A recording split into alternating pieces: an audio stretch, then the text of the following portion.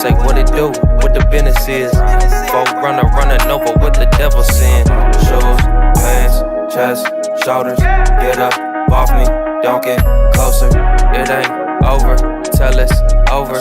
Game breaker, big joke. Jesus like don't trip, finna make the boat tip. Set the tone with that ice cold, but I won't slip. In my bag like road trip. Switch stands, do my dance, dog, he really don't miss. I don't need a crystal less it's hot sauce, brother. And I ain't gotta sell my soul just to pop off, brother. Ain't no demon time when you anointed. I keep it regal like movies and hop out like I'm getting dropped off, brother. All smelling brand new. And we don't rock with the flakes, call me shampoo. We just tryna spread that light, bring them lamps through. It's got me thinking that it's nothing that I can't do. Feeling like the champ too. We just out here praising God, looking fly, you know, regular day. No pressure, look how God done bless you. Wonder why I'm feeling extra. Say what it do, what the business is. Folk running over what the devil sin. Shoes, pants, chest.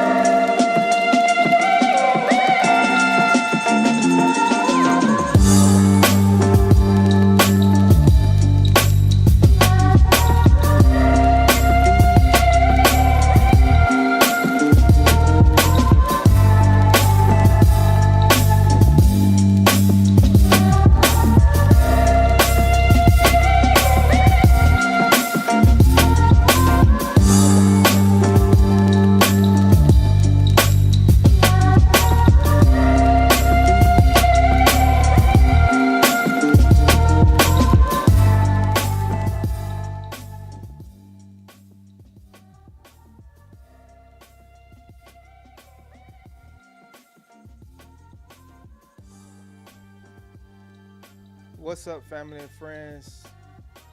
Welcome back to another edition of the Wrap Up Podcast, where we dive into the latest news, sports, and culture. I am your host, SirLennieB, and I appreciate each and every one of you for tapping in with me. Big shout out to those that's hitting the like button, sharing the vibes, subscribing. Remember to put God first. Let's get to the wrap-up session. How y'all feeling out there? Y'all good? Y'all good? What's up on this Wednesday? Happy hump day to all. Let me get Reebok Rob in here. Let me make sure I did yep, it's already set. That's what I'm talking about. Where's my comment section? Let's get it cracking real quick. Stop that.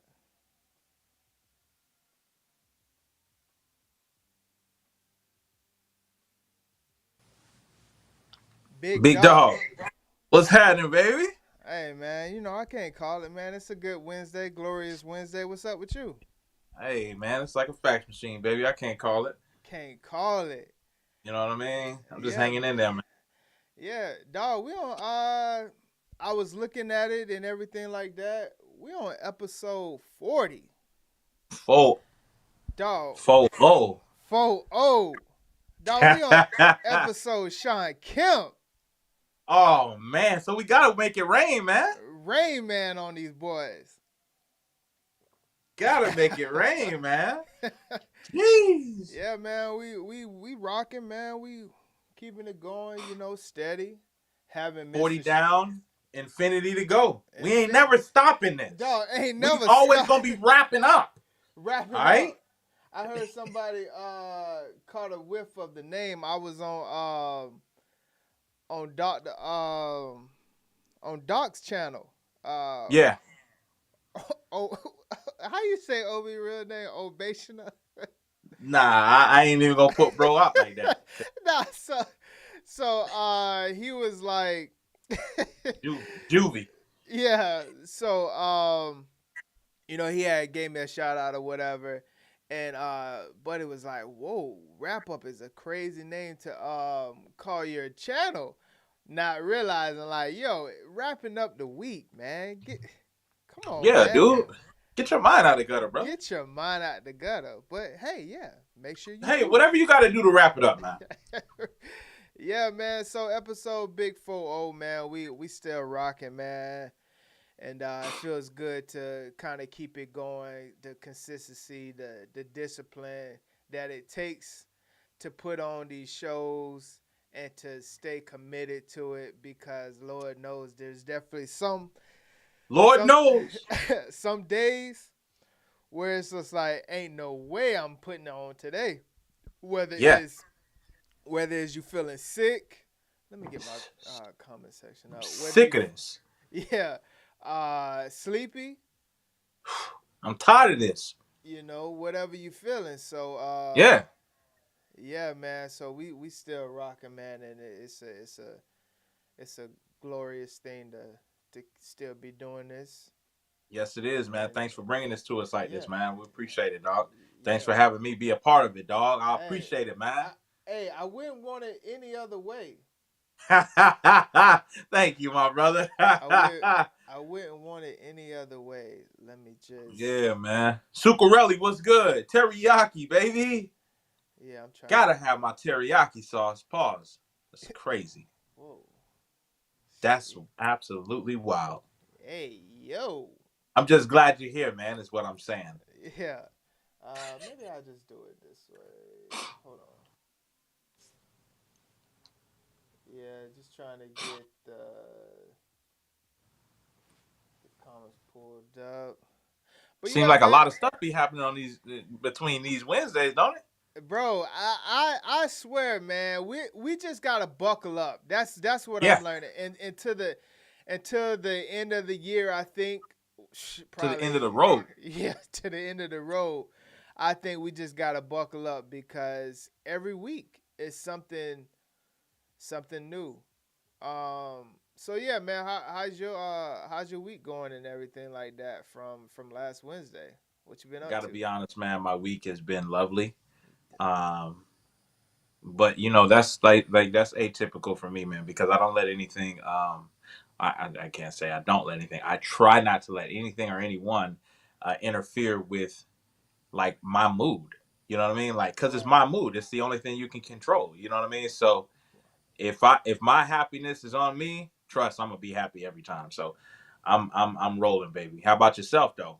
Oh man, everything Keeps is making home? yeah, she did, man. She made it home. I think that Thursday, or maybe it was that Wednesday night. One of them two. Yeah, that thing was crazy, man. She said she don't want to see another plane. Right. That thing was crazy when you got back home. Man, dog, just to think that being stranded for 3 days, Yeah. dog, It's that ain't crazy when you got back. that ain't fun, man. That ain't fun Yep. at all. And yeah, man, just everything's good with that. She's straight. She went on a crazy hike today. Got toe up from the elements. She did Stairway to Heaven. Yeah, she almost saw heaven.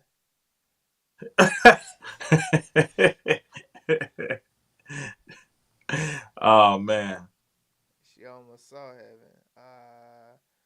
Yeah, where's this? I don't want to click out of this thing. But yeah, man. So how them sinuses treating you? Sinuses is on fire today, baby. I don't know what it is out here. You would think in the middle of summer that Right. joint would be all right. Right. No, I woke up and it was hard for you to breathe, huh? You know what I'm saying? I'm like, bro, it's just something up there that just won't let me cook, bro. I'm like, dang. Right. So, you know, I powered through though, but it was, I definitely had the Vicks up under my nose. People thought it was snot. I'm like, nah, it's Vicks, man. You know what I'm saying? Like, you think I would come out the house with snot on my, like, nah, on my mustache like that? Nah. Right. But yeah, I definitely had the Vicks cooking up today. You know what I'm saying? So I'm gonna hit the joint tonight, the electrical neti pot I got, man. Try to clean my joints out, but I think I'm gonna just have to get them ripped out. So hold on. What do you have? like it's like a thing. It's like it shows both nostrils in, Uh-huh. and it like irrigates the water and everything like that. It's pretty tough. I got it for like $100 at Walmart. Yeah. We down here in Florida, baby. We down here in Florida. I'm a Florida baby, Suki. Suki, baby. I'm a Florida baby. Yeah, It's yeah, tall and thick down here. yeah. So yeah, before we get started, let's I got my stuff situated over here. So we got our girl Suki in the building. Appreciate you. Hey,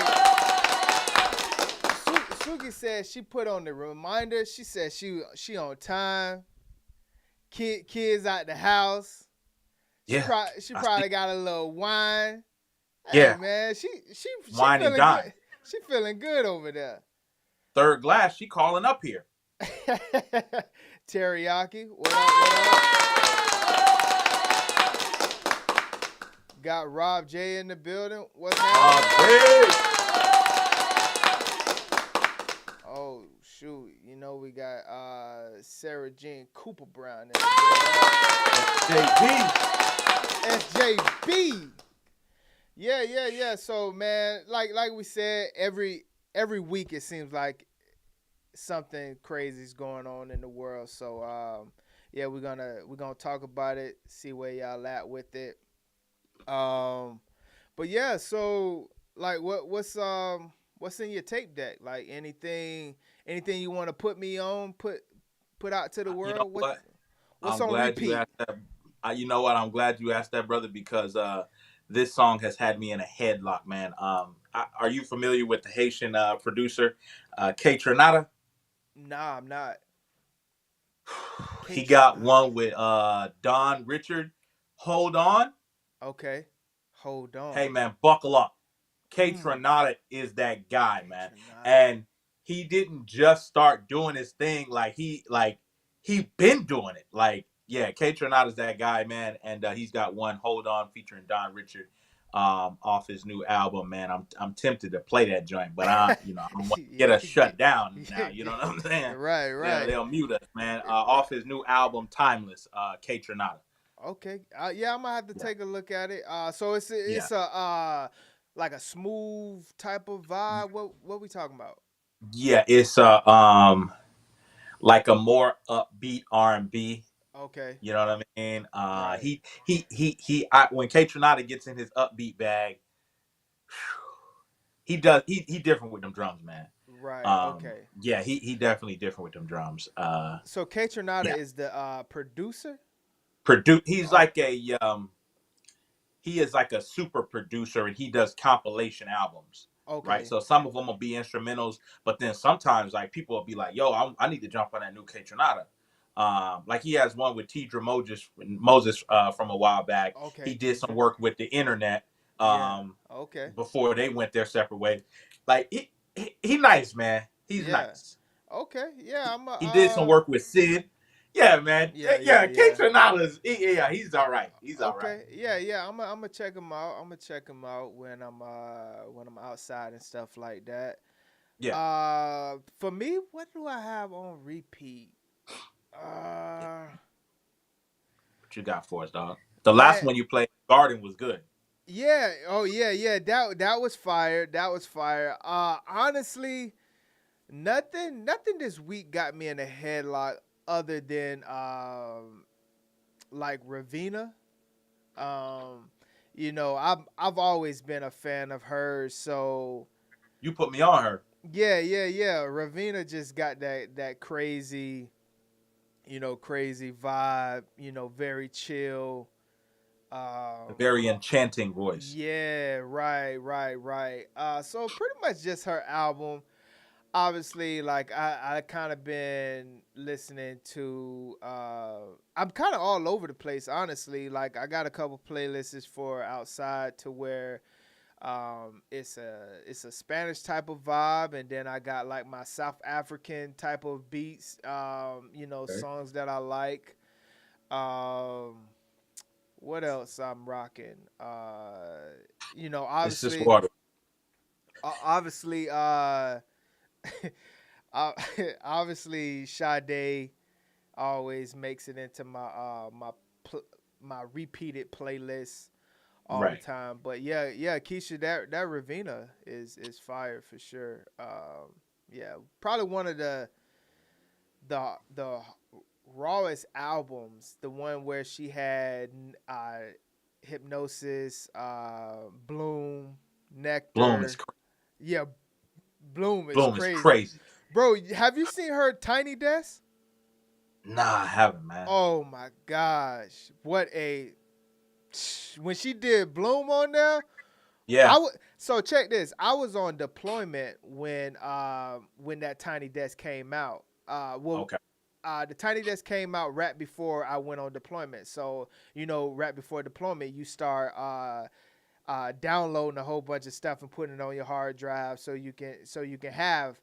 And man, I probably watched her Tiny Desk probably over 1,000 times by now. Yeah. Yeah. So yeah, definitely Ravina definitely stays in my tape deck. But yeah. So let's get it started. Hey, Suki, this shirt 10 years old, and this is my work hat. Nice try, though. Hold on, what she said? She said, we just talked about money management, and my boy pulled up looking like money.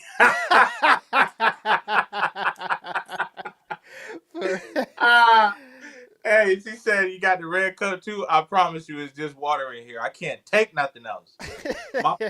My body can't consume alcohol right now. Yeah.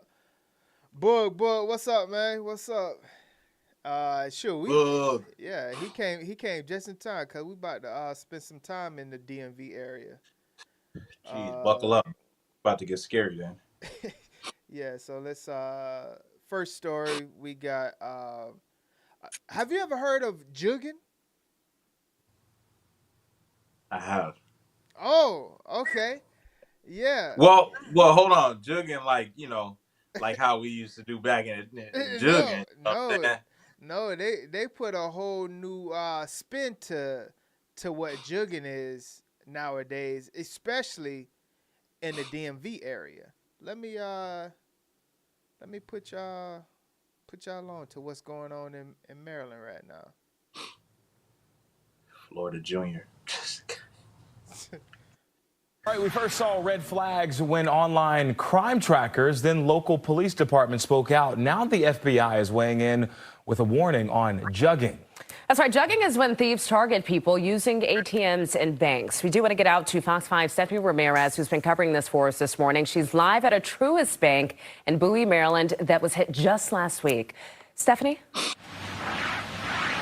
Makia, Stephen, good morning. So police and FBI agents say jugging is when a suspect or a group, they'll follow you after you leave the bank or an ATM thinking you have a big wad of cash with you. And so they'll approach you when you're in your car, if you just get in or if you're here putting your stuff away. They might even follow you and rob you at your next location. Look, it's such a big deal that just last week, Bowie's police chief was warning about this, and now the FBI has a new warning. The Baltimore field office saying it is such a serious issue in Maryland, especially in Anne Arundel and Prince George's County, that now thieves have targeted at least 21 customers using bank and ATMs in the state in just the first week of July alone. They also said so far this year they've received at least 7 dozen jugging reports, so over 80 jugging crime reports, with most of them happening this month and last month. Now, Hope Simpara, she's helping her mom out in the area, raised in Anne Arundel County, but she's living out of the region now. She told me she had not heard of this yet and is worried it is going to become a national trend. If I go get $20, and is it worth your life to get my $20 that I just needed for cash, for a tip or something like that? I don't know. I'm a person that I don't like to keep cash, but you need cash sometimes for things now. I don't know. It's just something else, I guess, to be vigilant about and something else to worry about. And if it's happening at all different times of the day, that's really scary. That's really scary. If you are in your vehicle police say something to look out for is if you're being followed, right? Check, be vigilant. Don't be on your phone. Don't be on the radio. Watch and see who's following behind you. And if you believe you're being followed, go to a busy location where you can call police or drive to a police station. Now, if you're getting out of the ATM or the bank, one thing they say is put your money away first and make sure to be vigilant of anyone maybe standing around the area loitering that looks suspicious, or someone parked in reverse in a parking spot that looks suspicious as well. I'll send it back to you. To say, Stephanie, you did a fantastic job out there. My good. Yeah, so that's the new trend that's going around Maryland area. Yeah, have you heard anybody in Florida kind of get stuck up at ATMs lately? You wouldn't hear of something like this happening in Florida and Texas. Those are like, like open carry. Like Right. they'd be going to the upper room so quickly. You know what I mean? Yeah. Because like that's and obviously you'd feel bad about it after, but that's a very dangerous game for them kids to be playing because you just never know. You Right. robbed the wrong person, man, and it's like, I don't know that you just want the money, because obviously if you just wanted the money, I'd just give you the money. Yeah. But you're going at it in an aggressive manner. Now I'm thinking life or death situation. That's it. I have to send you up because it'll never be me. In a life or death situation, I'm always going to choose to prevail. So, yeah, it's just messed up. I don't think them kids should be doing that, bro. Like, they need to be at like DeMatha or something like that, playing football or something. Like they don't need to be out in the streets, man. Yeah. Like, come on. Right. When the last time you actually went to the ATM and pulled out money? Is that a weekly thing that you do? Maybe monthly. Yeah. Yeah, cuz Maybe once a month, like, yeah. Yeah, I'm trying to think, like, is that a often task that I have to do to kind of, have cash or something like that? Cuz I'll do cash back at like Walmart. Like, True. if I'm at Walmart, Yeah, I'll just order cash back there if I need Yeah. it. Like, my youngest, he'd be like, "Dad, I need money. I'm like, "Man, here, man, take this little funky and just go." You know what I'm saying? Like, Right. but Yeah. yeah, I'll do cash back there. But stopping at the AT, I maybe do that once a month, once every 6 weeks, maybe. Yeah. Book said he only use them at the casino.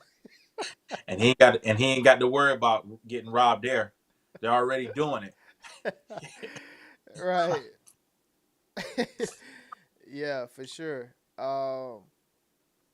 Yeah, let me yeah, so out here we don't really have Dollar Trees or Dollar Generals, and so when I was looking up some new stuff and things like that, I found out that Dollar General has produce in it. Like, is that a thing over there in Florida? Very limited produce, like maybe like I seen some grapes in there. I seen like milk and stuff like that, Okay. like cold stuff. But the thing about it at Dollar General is they're really putting a convenience tax on it. Uh-huh. Right? So you're sliding to Dollar General because you're like, man, I can't I don't feel like going all the way to Walmart or Aldi's or Target or wherever. There's a neighborhood Dollar General down here, at least in Florida where I live, everywhere.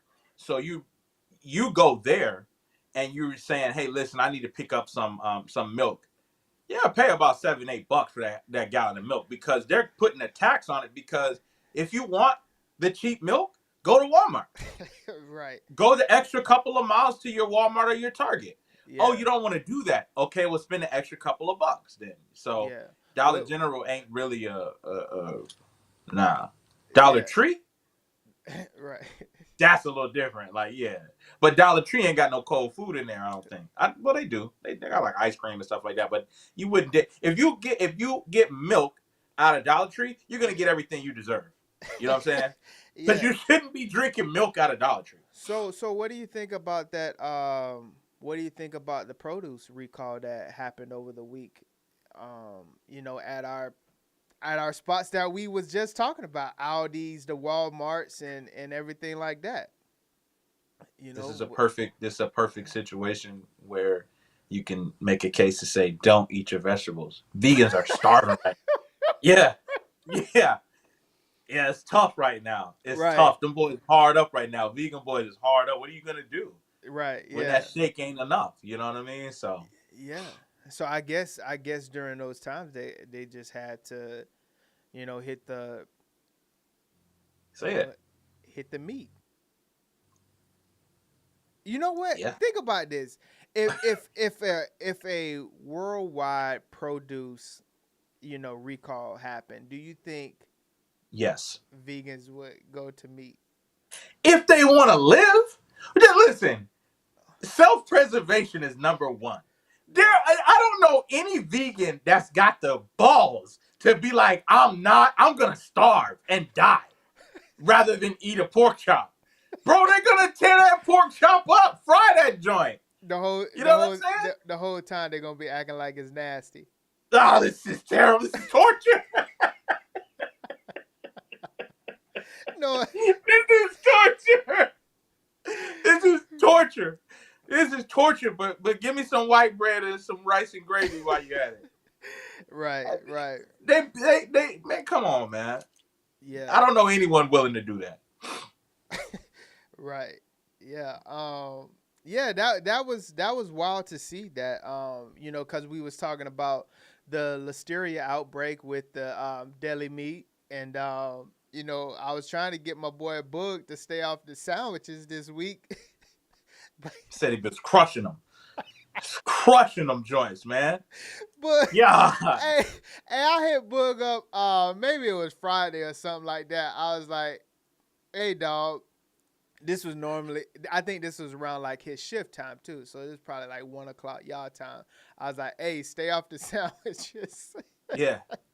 Nah, I got one now. I got one right now. Yeah. Double meat hoagie. Yeah. So so we're gonna spend a little time on the robot world a little bit. I wanted to kind of highlight a couple show things about it, but I wanted to talk a little bit about remote work for a little bit, and I want to get your thoughts on something that's hitting the remote workers.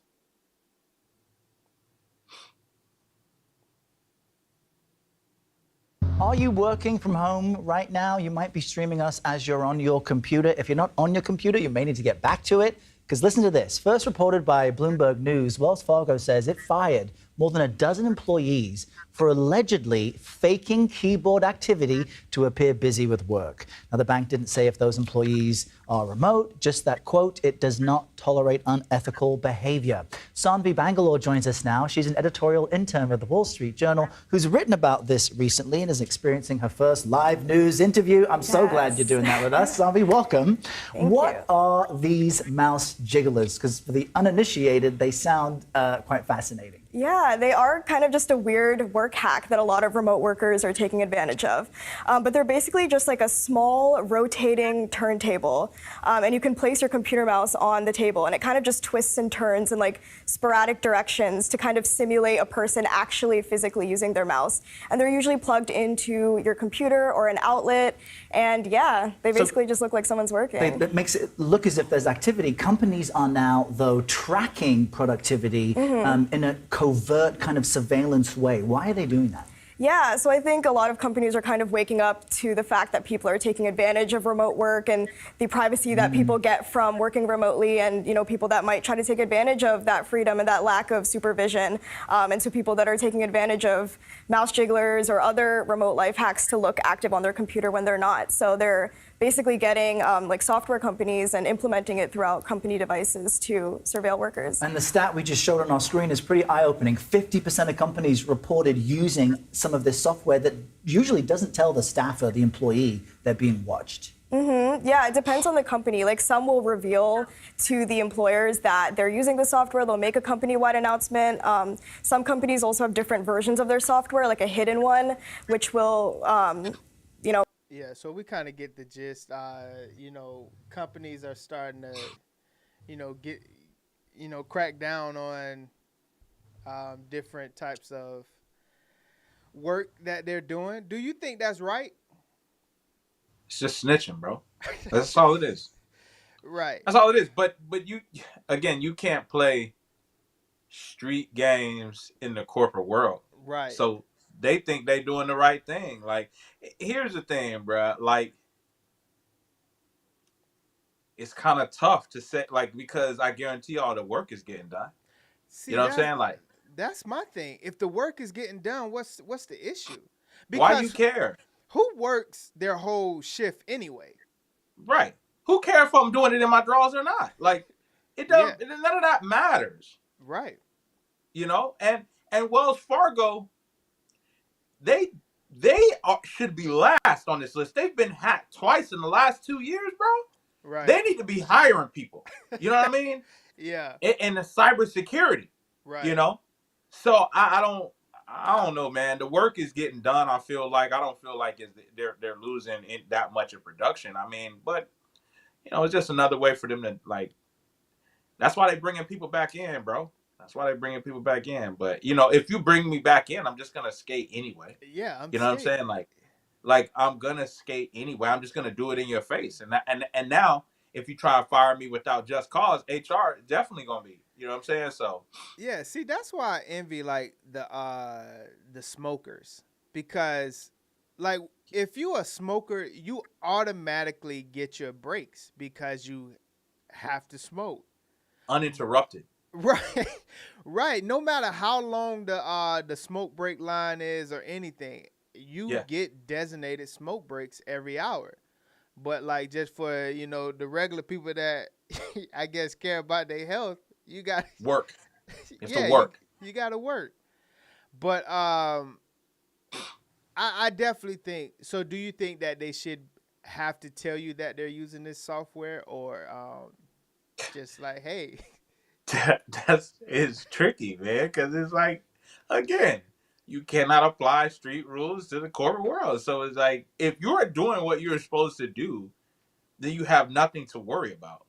I guess they have to have a little bit of covertness, you know what I mean? Like a little weaselly about them, you know what I'm saying? Something like, because to me, that's like very weaselly. Like, yeah, come in the office real quick. And it's like, I work from home. Why do I need to come? Hey, Friday, you better be here. Right. So then you show up Friday and then they can you. And it's like, see, now I want to flip this joint now. Right. You know what I'm saying? Because you could have fired me from home. Fire me from home so I didn't have to leave, man. Because now I'm about to waste y'all time. I'm about to flip this, man. See, that's exactly how somebody is saying. Like, I definitely say like if the work is getting done, I don't understand the issue. But also too, if they're gonna say like, well, we're paying you for 8 hours. Yeah. And you can't be jiggling for 8 hours. Right. Jiggling for 8 hours is crazy. That's crazy. On the beach. Jigglers. On the beach somewhere in Bali, just chilling. Jiggling. But see that, and then you cut your jiggler off at 8 hours. Like, oh man, that's crazy. Right. Remotely cut your jiggler off. Right. Yeah, man. That's crazy. So you know how we've been talking about inflation and everything like that, and how fast food been hitting us over the head when we have to go to stop by if we cook or something like that. So I wanted to show what McDonald's up to. Mickey D's. Turn now to the latest on how inflation-weary customers are dealing with fast food prices. It's sticker shock when you get that bill. And Elizabeth Schulze is in Maryland. And Elizabeth, McDonald's has reported that sales went down for the first time since the pandemic. That's right, Rebecca. Good morning. This is the first time that McDonald's sales have dropped since the end of 2020. The Golden Arches reported a nearly 1% decline in sales at its U.S. locations from April through June. McDonald's says its prices are more expensive, in part because of higher labor costs, and now customers are cutting back, choosing cheaper options on the menu. So part of McDonald's strategy is now extending that popular $5 meal, which launched in June. It includes a McChicken or McDouble, chicken nuggets, fries, and a drink. The company is confident that keeping that deal on the menu through August will improve foot traffic this summer, and it's hinting that it might offer other value meal options or discounts going into the fall. But McDonald's is facing stiff competition from other fast food chains who are also trying to entice customers with $5 meal promos, including Burger King, Wendy's, Taco Bell, and Starbucks.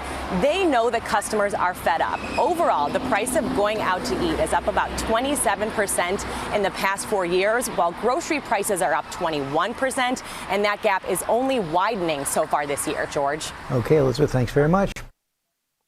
Yeah, it's going up, and the customers are fed up. Fed up with this, man. Bro, to see Mickey D's take a L, like that's a win for consumers, man. Like that's Yes, it is. you know, even if you don't like eat the Mickey D's and things like that, it's a win when you can see that like those corporations are taking L's because, you know, people saying like, hey, I can't afford this. And let's be honest, this is what we were all waiting for. Right. Like, there's a lot of people who don't eat McDonald's because they priced you out. Right. Because it's like, hey, if I'm going to go spend 15, I might as well go spend 20 and eat something that's actually, you know, going to be all right for me. Right. Now, if they bring in $5 back, hey, yo, you know what I'm saying? Yeah. I might have to spend through that drive-through. Right. Because a $5 meal deal. Right. $5 is $5, dog. That'll hold me over. That'll get me over the hump, man. For $5? Yeah. Yeah, a $5 ain't bad. Cause what it say a burger or a McChicken with nuggets, fries, and a drink? Hey. Now you talking. Now you're talking. Come on, Ronald. Now you're talking, you clown. You know what I'm saying? But don't Wendy's have something like that already? Yeah, Wendy's just ain't a they part of the big three, but it's like, man, who and we want McDonald's, dog. Hey, when we was kids, it was never like, Mom, you got Wendy's money? Right. You know, because then your parents might be like, yeah, you know what, I do, you know, because I want a baked potato and everything like that. McDonald's has had sparks up nostalgia, bro. Yeah. We always wanted that toy. It was never about the food, it was about the toy. Because McDonald's used to give out real toys back in the day, man. True. Like real toys. And now that just has captivated us as adults, man. And having a $5, I seen a nigga had it for a medium fry at McDonald's. Times are rough out here, yeah. And why not just give it a fry? Like, what are you going back and forth with me about? Do y'all have more fries back there? Right. All right, so give me these. Yeah. That's crazy, man. But that's why you always see McDonald's workers getting assaulted, man. Like, right. It's over stuff like that. Like, yeah, and you know, speaking of inflation and the new times, you know, this story came out this year, and let me hear what you got to say about this one. So take us through some of the data that we do have here. We're not comparing it to last year or 2020, for instance. We're bringing it back to the pre-pandemic era. Yeah, and that's because the pandemic caused a lot of weird things to happen with the car industry. So basically, during the pandemic, a lot of lenders were more lenient. You also saw consumers have these stimulus checks and lower interest rates. So basically what happened is repossessions were, you know, at a moderate level, then they dipped, and now they're climbing back up. And that really reflects the worsening status of the consumer more, and people kind of struggling to afford their monthly bills. Is there a reason, though, why the car owners themselves, meaning, I'm sorry, the car companies themselves, or the finance companies, I should say, are being more aggressive than what they were? Why aren't they as forgiving as they were maybe 2 or 3 years ago? A lot of that was due to just the pandemic in general, Right. and a lot of leniency. You know, we had leniency in student loans and another kind of debt. So basically that was sort of an anomaly, and now we're back to normal. We're back to, you know, repossessors coming after cars when they're, you know, people have missed about 3 months worth of payments. I also wonder how much of it is tied to adjacent costs to owning a car. Like car insurance has gone up quite a bit. And Allstate CEO Tom Wilson has told Barron's that you'll see auto insurance prices continue to stay higher. They were up 16% in 2022, up 16% in 2023, and up 2.4% this year. But that's just the race that got approved. It does take, he says, up to a year and a half for everything to ripple through. Absolutely. There's insurance costs. You know, it's not just your car payment. It's all these other things that go into owning a car. And not just that, it's the higher prices for everything. You know, we know inflation is cooling, but it's still caused tight budgets. And so people are trying to balance all of their expenses, and car payment. Yeah, so it's, you know, repossessions up, and, you know, during this time, cause I definitely say, like, you know, in hard times, you know, your luxury items are definitely gonna be the first ones that, you know, you kind of kick, right? And, you know, a car a lot of times we think that it's, you know, I guess you would say necessity, but it is a luxury item, no matter what you're driving, you know? Right. These car dealers are just getting aggressive, dog. It's $80K for a new truck. You remember back in the day when a truck was the cheap way out? Yeah. Like, man, I really can't afford a car, man. I'm gonna just go the cheap route and get a truck. A new truck is $80K. Yeah. Bone stock. That's Yeah. a steering wheel and 4 tires. You know what I'm saying? Yeah. Somebody at work just got a new Tundra. The thing nice, but yeah, you're right. It was an $80K price tag. Some people aren't making $80K in a year. Like $80K, buying a car for $80K, new truck. What I don't even know the interest rates on new cars now. I don't even want to know. But 7. yeah, and that's crazy. And then what, about 5-6 years on it, so 60 to 72 months. I mean, that payment, man, is over $1,000. That's, bro, over $1,000 for a new truck is ridiculous. It's like, how do you afford that though? They do that because they like, we'll see you in 6 months when we repo this joint. Because we know you can't pay for this. We're looking at your bank history, bro. And you make decent enough money, but not enough money to do this. Right. We're selling this stuff to celebrities. And ain't no celebrities walking through that door, so we finna fleece you. Right. Because as soon as you miss a payment, we finna send up the paperwork to them joints, and they're finna get repoed. Like, repossession is wild, man. Yeah, that's... Houses were $80K 12 years ago. Now, car, it's just crazy, man. We can't catch up. And we're not talking about, you know, we're not talking about 745 with the Gucci interior. You know what I'm saying? Man. You know? You know? We just talking about a brand new Tundra. Or, you know. Brand new Tundra. Yeah. For $80K. Not even brand new, dog. Give me a 2019. Yeah. They still gonna hit you over the head for 65, bro. Jeez. 65. Yeah, jeez Louise. 65 big ones. And then that's when you're sitting across from the guy and it's like, yeah, so 65K.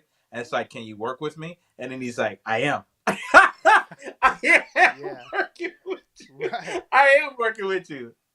I'm about to tear this. All right. Right. Keep working then. Yeah, and so you know how I said we was gonna spend some time on the AI world, the robots. You know, Baltimore got a new system when it comes to crime fighting. I want you to repossession of veneers. Go, yo, if you ever knew somebody that got their veneers repossessed, that's like, bro. They would not take. I'm not giving these back, dog. Knock them out, bro. 1 week you got the pearly whites, perfect smile. Yeah. Next week you back to the off whites. Come on, dog.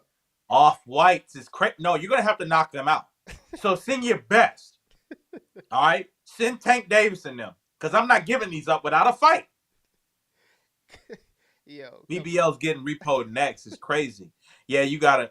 Never mind. I ain't gonna say how you gotta pay that. I ain't gonna say how you gotta get out of this one. You want to keep it? I got a way you can pay. The purpose of the robot is to mitigate and deter crime, and it can help you. This call may be recorded for your safety. Are simply curious about the future of technology. This event is for you. It is to be understood in the context of a machine that can help an officer perform multiple tasks that the officer could not do themselves. The robots are designed to enhance police work. They can patrol designated areas, deter unwanted activity, and increase visibility. They can also capture high-definition video and audio, and can provide real-time footage for security personnel. They also have automatic license plate recognition. They don't replace human beings, but what they do is they're a deterrence platform, right? So 3 words: deter, detect, and report.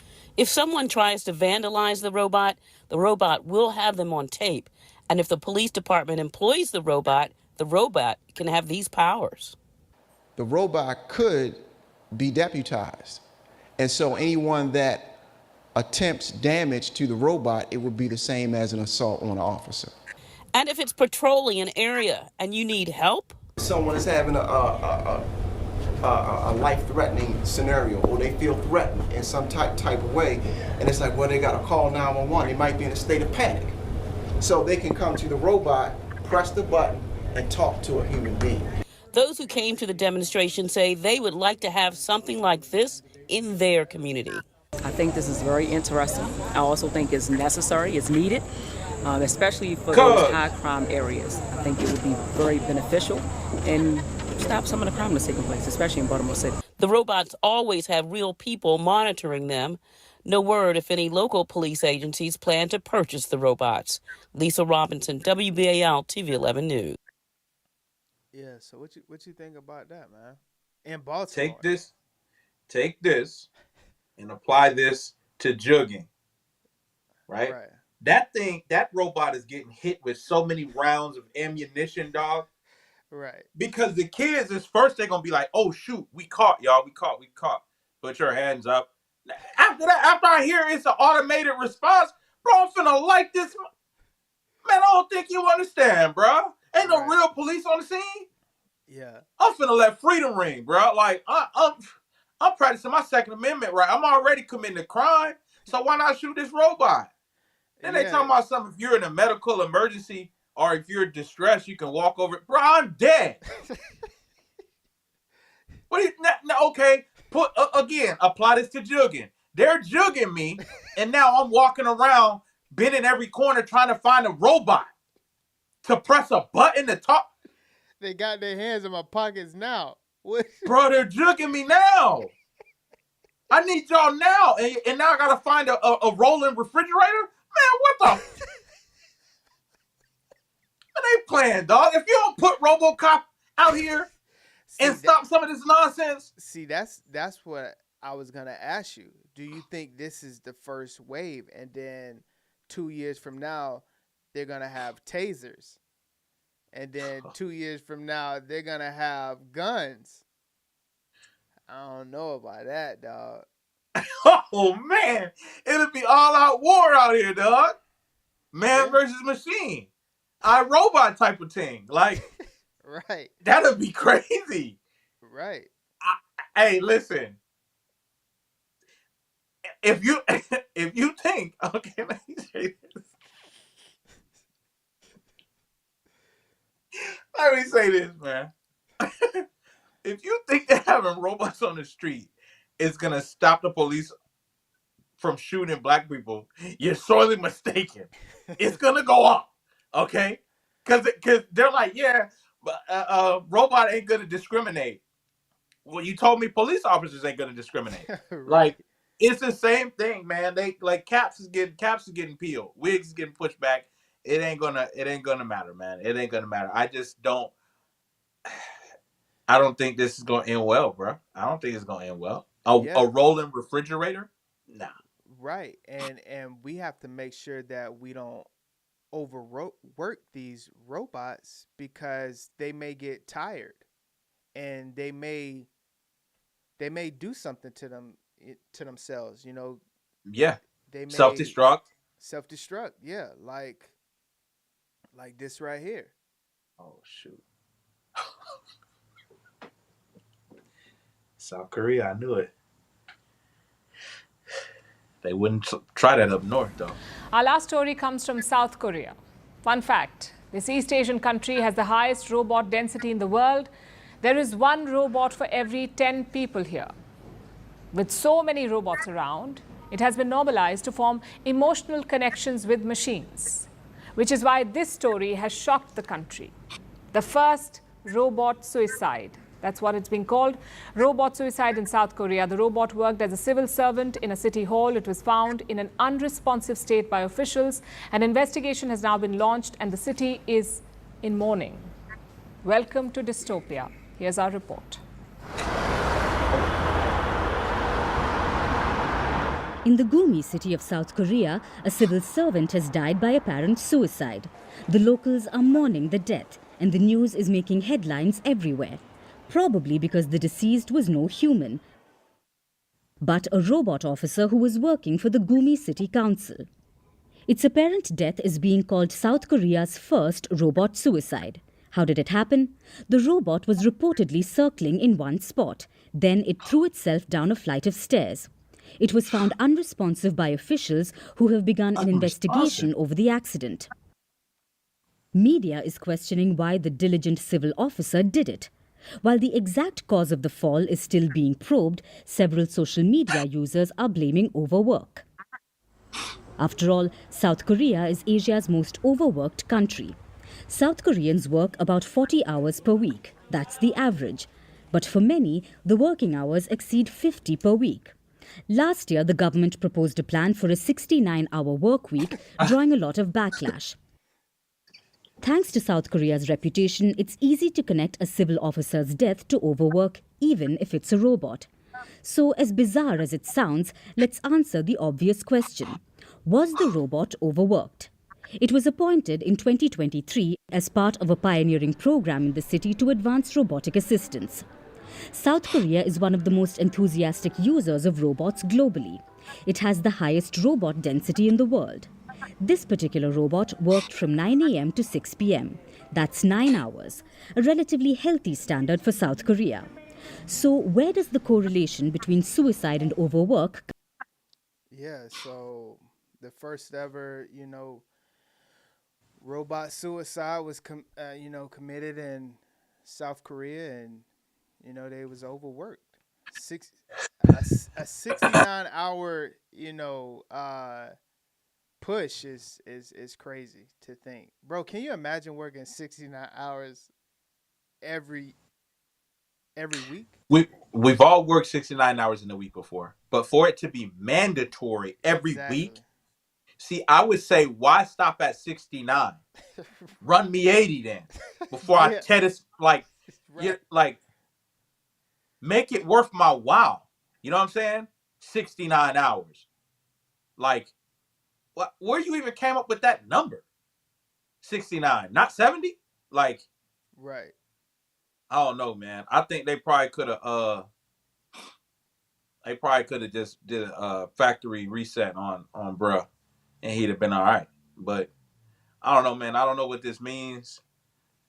It's just not good, man. Like, for a robot to be that self-aware and be like, yo, the only way out is for me to throw myself roll down down the these stairs, and then for them to have proposed a 69-hour work week. It's like, come on, man, the robots are killing themselves. Can't y'all see? Can't y'all see like what's going on? yeah. It's about to get sick. Hey, if a machine can't do it, what makes you think I can? Mom. Yeah, it's just some sick stuff, dog. Like, I don't understand. I don't know what this means, bro, going forward. I don't know what any of it means, bro. But a robot committing suicide is absolutely absurd, bro. Absurd. Yeah, and so over the weekend, we had the opening for the Olympics.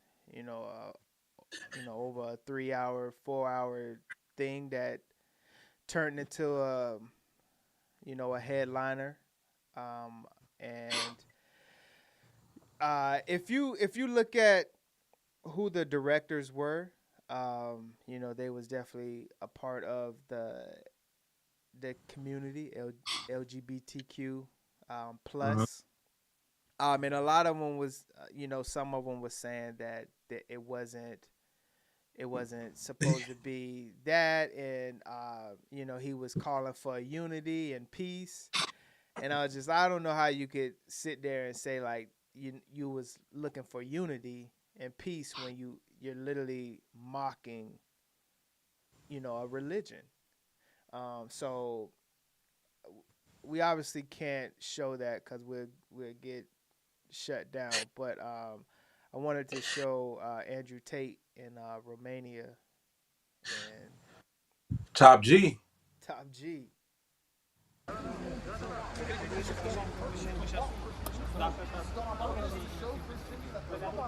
didn't apologize. They didn't. Firstly, they're not sorry. This was signed off on. And to sit here and let France mock the country, mock your religion, make fun of every single thing you feel holy. This is the Last Supper. This is everything holy about Christianity, and we say absolutely nothing about it and say, oh, you cannot even complain. What are we doing wrong by saying that this is disgusting? This is not art. Everyone at home, I want you to understand. They don't try and trick you or deceive you. If I give you a poison apple and you eat it, I murdered you. If I say this is a poison apple, all of this is done on purpose. They're telling you exactly what's going to happen. They're coming for your kids. They're coming for all your institutions. There's nothing cultural left now. They have an invitation. Or Europe. This is disgusting. Am I right? It's disgusting. It's disgusting. There are Christians all over the world.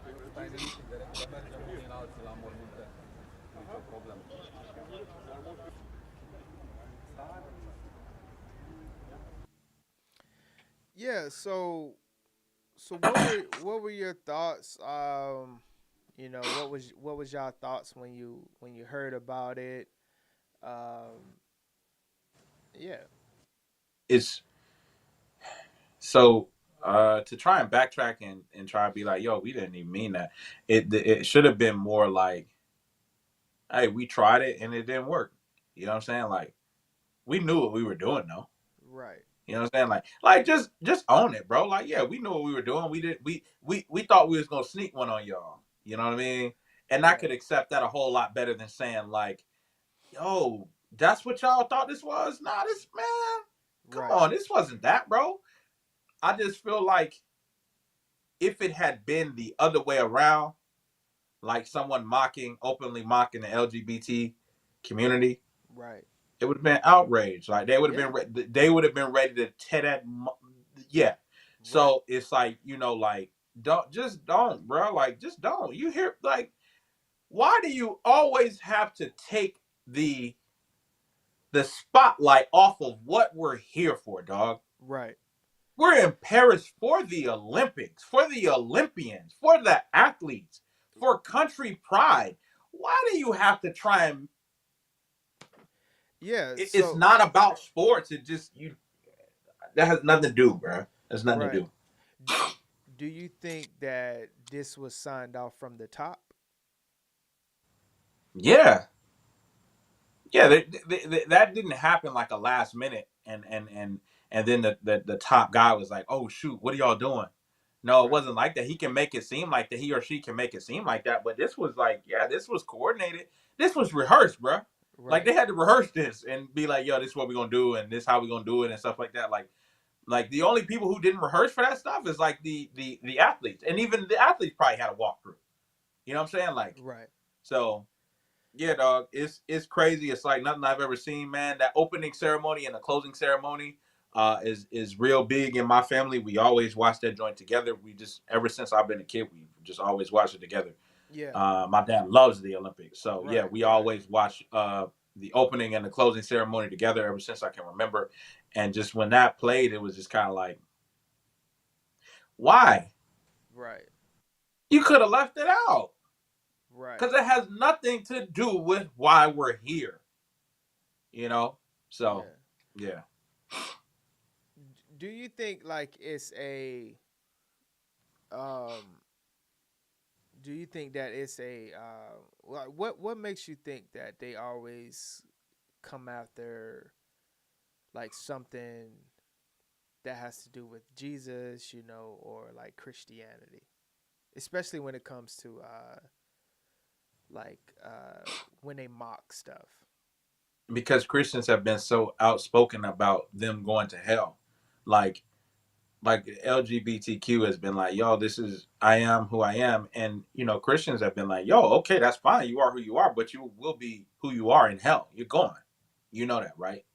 Like, if you're that part of that community, you will burn in hell. You know what I'm saying? It's like the LGBTQ is like, damn, it ain't even that serious. It's like, all right, you'll see. You know what I'm saying? Like, so I think that's why they mock them so bad and like really like throw like subliminals and stuff like that. Both sides throw subliminals, man. It's just like, why are you doing that like now? You know, at the opening set, like why? You know? Right. So I wouldn't be surprised if they did something at the closing ceremony too and be like, yo, we didn't even know. Like both of them were already cooked. Like yeah. Do you feel like it's do you feel like most, because like other religions like you know, if they would have did this like in a Muslim type of way, you know, mocked, you know, Muslims, do you think that it would have went over this type of way? Muslims would have met them with violence. I'm gonna tell you that right now. Muslims would have met them with violence, and we know how sticky it can get. Pause. They're not playing that. You know what I'm saying? But Christians practice a non-violence type of deal, so I feel like that's kind of like where it you pick and choose who you go at type of deal. You know what I'm saying? Like, right. Keish, what up? Hey. What's You know up? I had to jump on for this one because I'm a believer in Christ. Do your So thing, man. Do your you thing. know I had to jump on. You know, Just it was intended. be careful. Why? Oh, never mind. I ain't scared. Yeah, I'll see. I think that people think that not always responding in an act of violence is a sign of weakness, and it's truly not, right? It takes a lot to not respond violently, but I think it was you that was saying, like, you know, if it was a Muslim community, that they would have acted up, right? But it just makes me believe in Christ more. Like, y'all pulling that stunt just makes me believe him more, because you're not coming after any other religion like that, or belief system like that. You're not attacking them, and you're attacking them in the most disrespectful way by having drags, by having, you know, what is it, gay, you know, the alphabet community, right? And so it's truly sad, because they're the main ones that feel attacked when people, you know, Bingo. don't do this in public, don't do this, don't do that, but they do the most disrespectful stuff.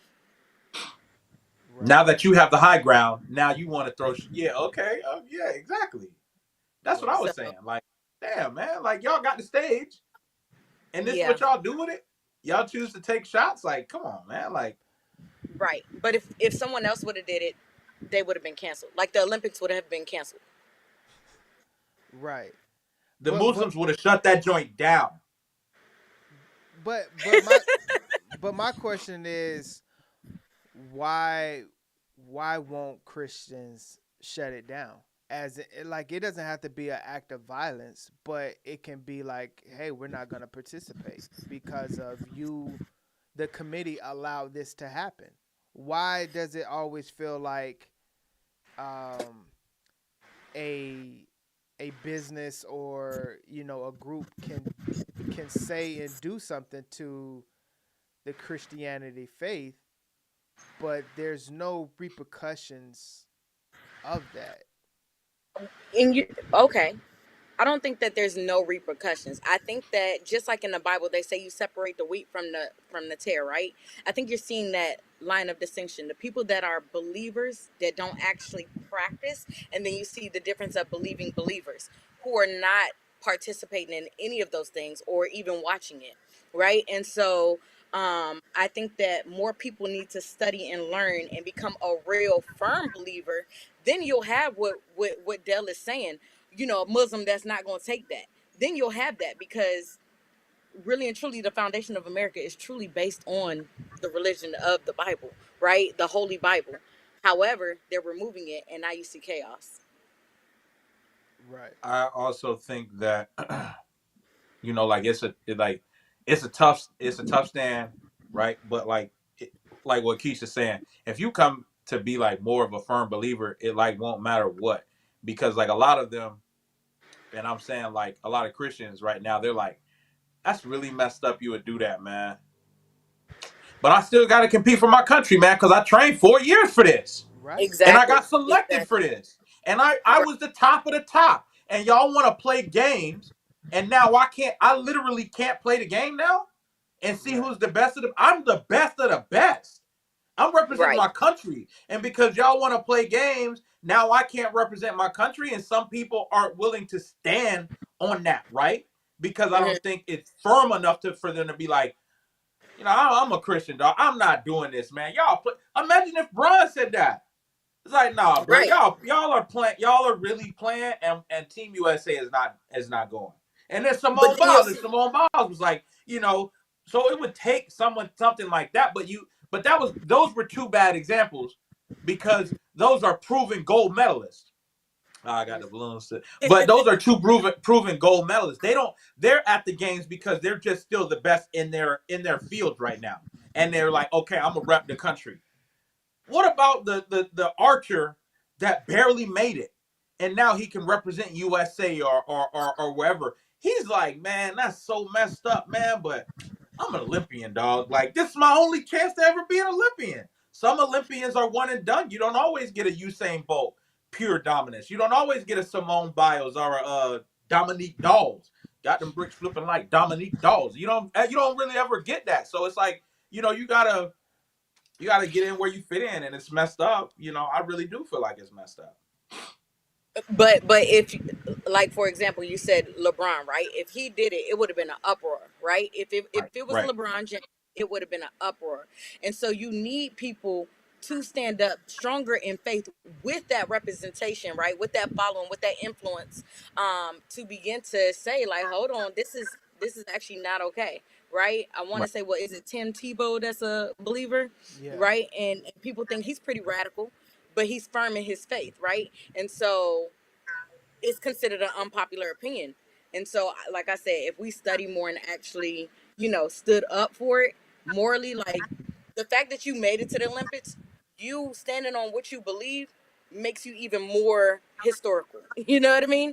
More Right. than just saying, okay, well, I've achieved this goal.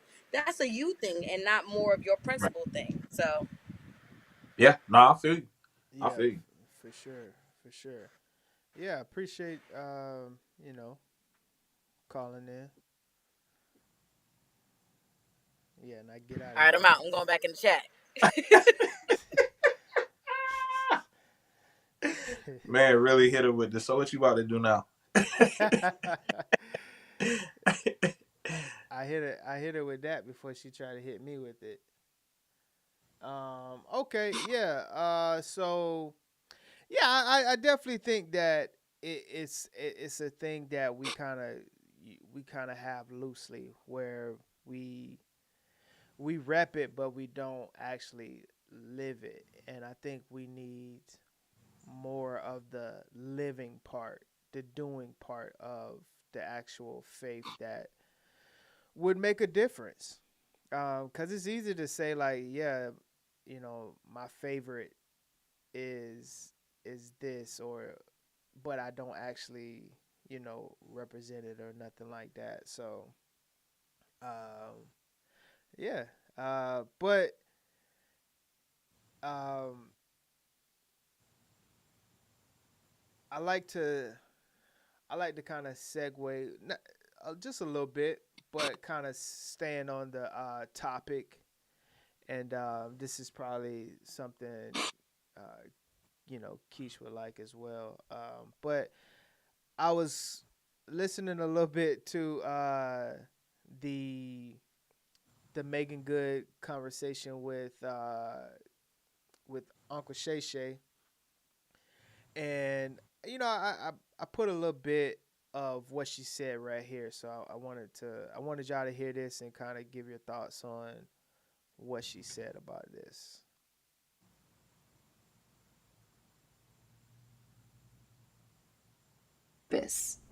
Period. The relationship with God, and not the relationship where you're not really hearing that and you just want to do what you want to do and you want a reason to do it or an excuse to do it, but really knowing if that's what you're hearing God to tell you to do, no matter what anybody thinks or anyone says, you got to move the way God's telling you to.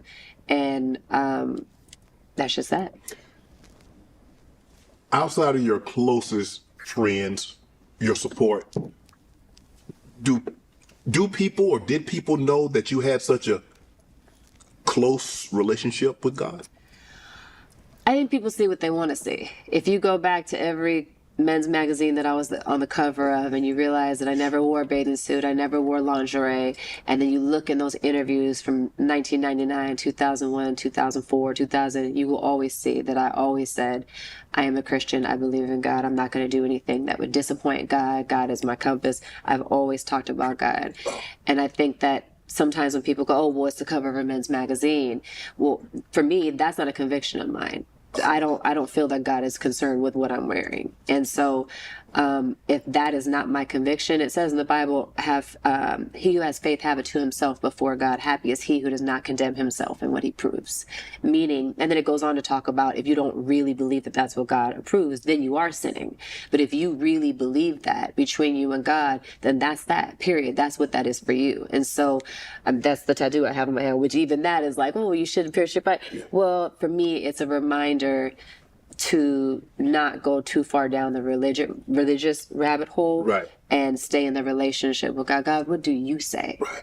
And so for me, I never had a conviction about that kind of thing. My feeling was like, I want to get these words that I'm saying about God and how much I love God and how God is the head of my life. Yeah, so yeah, I think what I got from that a little bit is, what is your relationship with God, right? And how do you look at conviction in the words that we all are reading in the same Bible? And like we got people in the chat and us up here. We can read the same verse, but it could speak to us all in different types of ways.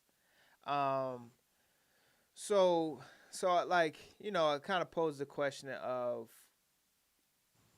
like, where do we draw the line of our conviction and what the word is saying,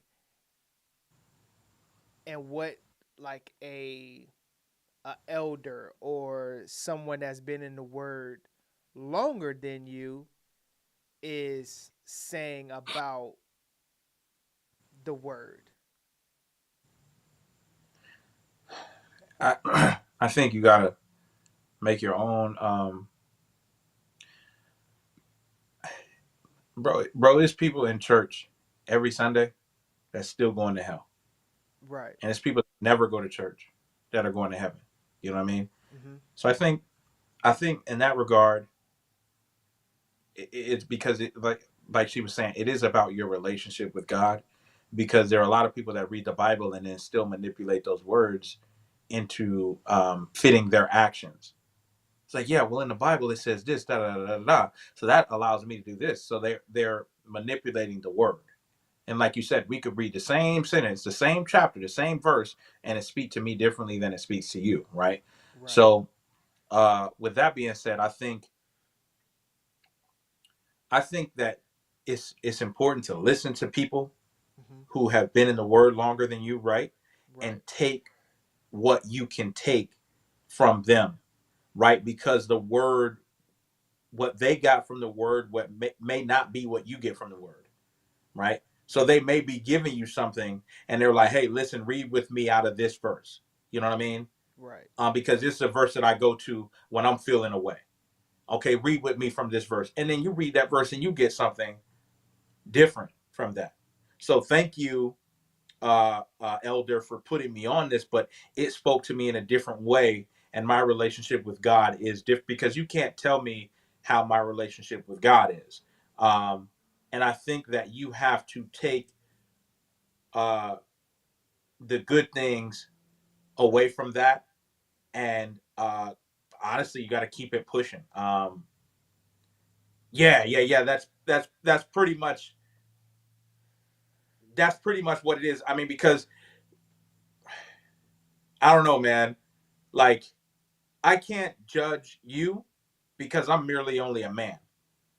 You know, the All Father is the only one that's going to judge all of us, right? So I cannot judge you, and you're not going to judge me about how I feel about something. Like I'll shut it down before you start judging me about how I feel about something or like my opinion on something and everything like that. Because at the end of the day, it don't matter. It's just my opinion. At the end of the day, it don't matter. It's just your opinion. None of it is law. Like, you know what I'm saying? Like, none of it is like, this is the way that, like, bro, relax. You didn't write the Bible. You know what I'm saying? So it's like, you know, like, that's all I'm saying. So it's like your interpretation of the Bible should never make me mad because I know where I'm going. Right? And I hope you get there with me off of your interpretation.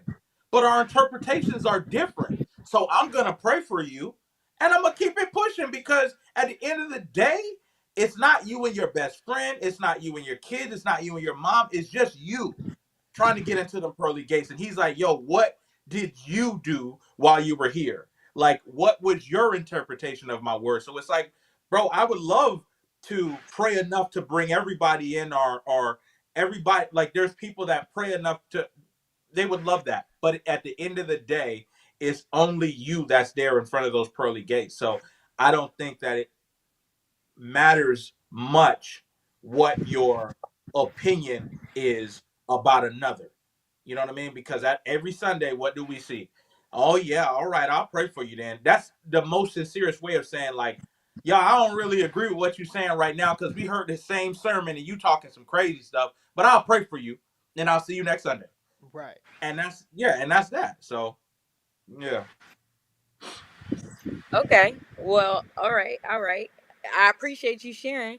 I think that there's a big difference when it comes to personal conviction and religious conviction, right? And so you can go to a church and they can tell you you need to do XYZ. If you only get feeding from that church and you don't go home and meditate to see what that is for you, then you have now walked into the realm of religious behavior, right? And so whenever they tell you that, your feathers are ruffled, right? I heard it in your chest. Like, what do you mean I'm not gonna make it there? You might not make it there because now you're judging, right? And I think that it's very important that when you learn things of the Lord through the church, right, and you come home and meditate, that is how you build a personal relationship. I cannot obtain a marriage if I only have a marriage through the podcast, right? There are things that needs to be done outside of the podcast in order for things to flow in this relationship, right? Now I'll know if someone say, well, Lenny don't like this, right? Baby, I've been married to Lenny for 18 years. I know what he like. Like, so, there is just levels of things that people are not going to be able to come tell me because I Mm-hmm. know it personally, right? And so and that's where influences begin to cause people to waver, right? Even say if you're talking to a young lady, right, and you tell her, you have a personal conversation with her, I like ABCD. I know people think this is, I accept it because when I go outside, this is what they say. But I'm telling you personally, this is what I like. So if she go out there and start moving like those people told her to move, you're gonna be frustrated because you're gonna feel unheard, right? So it's the Mm-hmm. same thing when it comes to a biblical principle. You're gonna learn things, but when you begin to have that personal relationship with Christ, right? You're gonna know, okay, this is actually what you're saying to me. This is okay, and when I go around, I'm gonna draw these type of people because this is the area in the arena that you have called me to. And so, yeah, what Megan Good is saying is, I can't let you guys tell me what the Bible says because I have my own personal relationship. And I believe that's what you're saying, but I don't want you to take away from leadership, right? Oh Because yeah, yeah, there was yeah. a big, Leadership is for sure important, for sure. I think more or less I was saying like for the leader to get frustrated with the student, I would say, mhm. because I'm not seeing it the way you're seeing it. I don't, you know what I mean? Like the word is not speaking to me the way it's speaking to you. I'm not understanding it the way you're understanding it because like you said, I have meditated about this a little bit, and it's leading me a different way. And at Right. that point, I would expect my leader to not get mad at me. I would expect my leader to be like, you know what? Yeah, pray on it. And if that's what God told you, man, God bless you. Right, right. Because once the leader's job is to pray and intercede on your behalf, because Mm-hmm. you could be operating out of a spirit of offense, and it Right. could be true that that's what you're to receive, but you might not be there yet. You're not. You, Mm-hmm. you have two children, right? Two different Right. age groups. What you can give your older son, you can't give your younger son because he's not there Not there. yet. Yeah. Maturity. And so it's the same thing when leaders are dealing with people, and that's why a personal relationship and meeting a person where they're at is so important, right? Not to say, okay, well, you ain't receive it, let me leave you alone, and then now you, the believer that's trying to find his way, is super frustrated, right? You're Mm-hmm. frustrated because you truly may not understand. That's probably what God is telling you, but you can't Mm-hmm. even receive it from your leader because you're offended, and the leader should deal with you with care. Right. Right. Right. I just don't think anyone should ever get offended with this because, like I say, it's all opinion based. It's all um like like I've seen more than you, so that allows me to be the leader. You know what I mean? Like that doesn't necessarily mean that my relationship with God is. I can't tell you about your relationship with God because it's your relationship with God. You know what I mean? So I don't think that there should ever be any reason to get mad because staying on your scenario where you're like you may not be able to give it to one child because they're not there yet. Like why would I get mad at one child because he can't do high school math yet and he's not in high school? Like I wouldn't be able to get mad. He mentally can't, compute that yet. So I'm like, you know what? You'll get it when you get it, you know what I mean? And when you get it, like I'll be thankful that you got it. You know what I mean? But don't think you don't need it because you're eventually gonna have to get there. You know what I mean? So, But some I, people I don't. But some people don't. right, And right. so that's why, you said that the Bible is opinion based. It's not, right? Your I can't say interpretation of it that is. the interpretation, there are different levels of interpretation. That is true. I wouldn't say Hmm. that if it's opinion, then it's not the truth, right? You should be Okay. led by the Holy Spirit, right? And so you know the level of interpretation is definitely different, just like with the children's scenario. But Hmm. we can't say, okay, well, that's your opinion. No one should be telling you you're gonna go to hell because no one knows where you're gonna go, right? Hmm. Like, Right, right, right, right. I'm praying to get into heaven. However, no one should be saying you're gonna go to hell if you have tattoos. No one should be saying that, because what if you went to God and was like, you know what, I was ignorant, I'm covered by grace, right, when I did these things, and you told me not to mark up my body, but I didn't understand that that's what you were saying, so please forgive me. You get what I'm saying? Right. And so Right. I really, because what I'm hearing is you're pretty scarred by leadership when it comes to Oh, the no, no, no, religious no. aspect. Not with, I don't know, but with religious, like the religion and relationship are two different things. So if you're going to the church and they're super religious, then people will fall away because they're forcing a narrative that might not be real, because out of fear, out of law. And we are under a covenant of grace. And so you should be teaching relationship. Now, is it always easy? No. Right?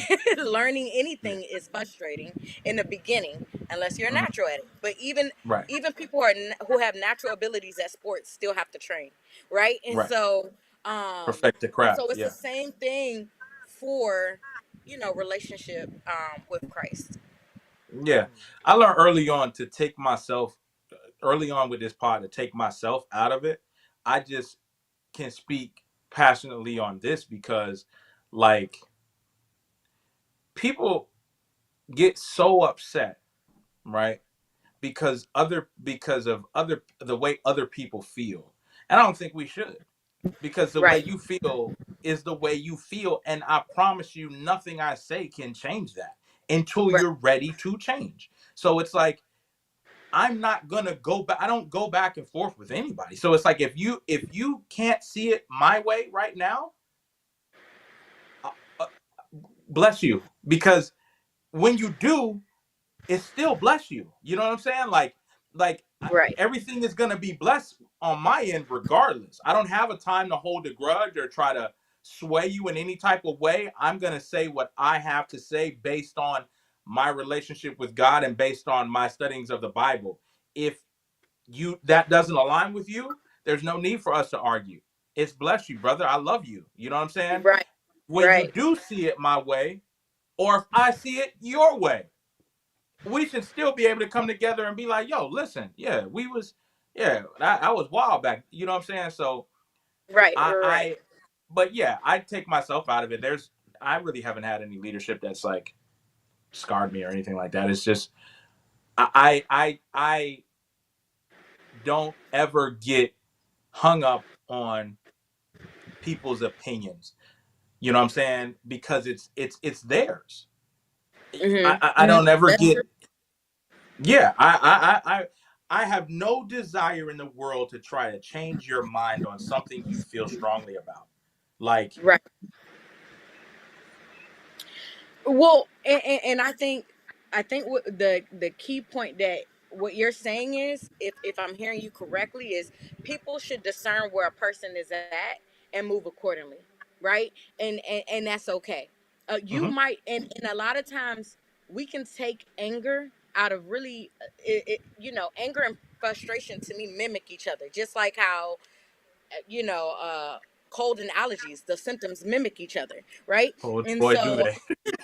they definitely mimic each other. So I feel the same way when it comes to, like, I could love you so much and I want you to get it, and my frustration is coming off as anger. I'm not Mhm. angry, I just love you so much that I want you to get it.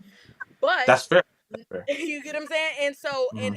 and so it's like, then, but we have to be mindful. We have to be very discerning where a person is at, because that person see that, like, oh man, they really think I'm a failure. They really think this about me. And it's They really like, think I'm going to no, hell. I They really I, think I'm I a actually burn. don't Yeah. think that. I love you so much. I actually see you past whatever you're going through, that I actually Right. want you here. Right. And Mhm. and because this is why I see you. I know what the world sees and I know what's happening right now, but I actually see you here.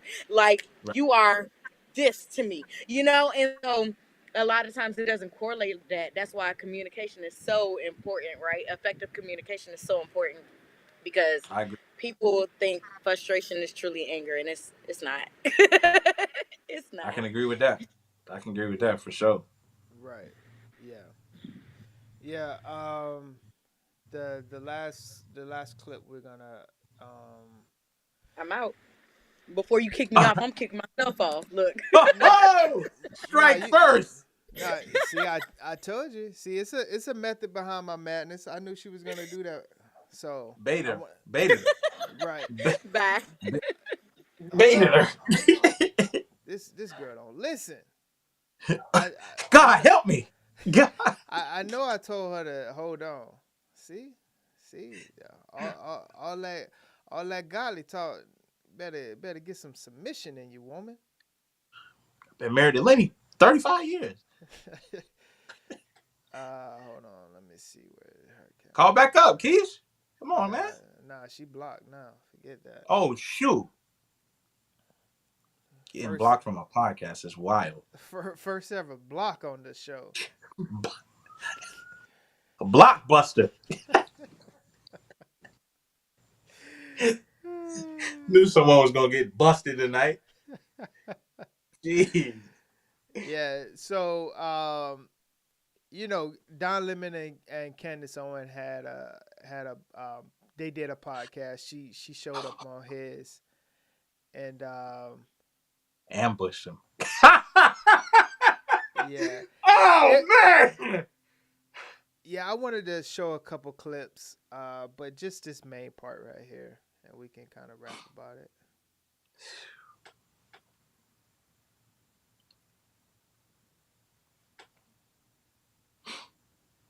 Believe that it is problematic that Michaela Peterson called for censorship.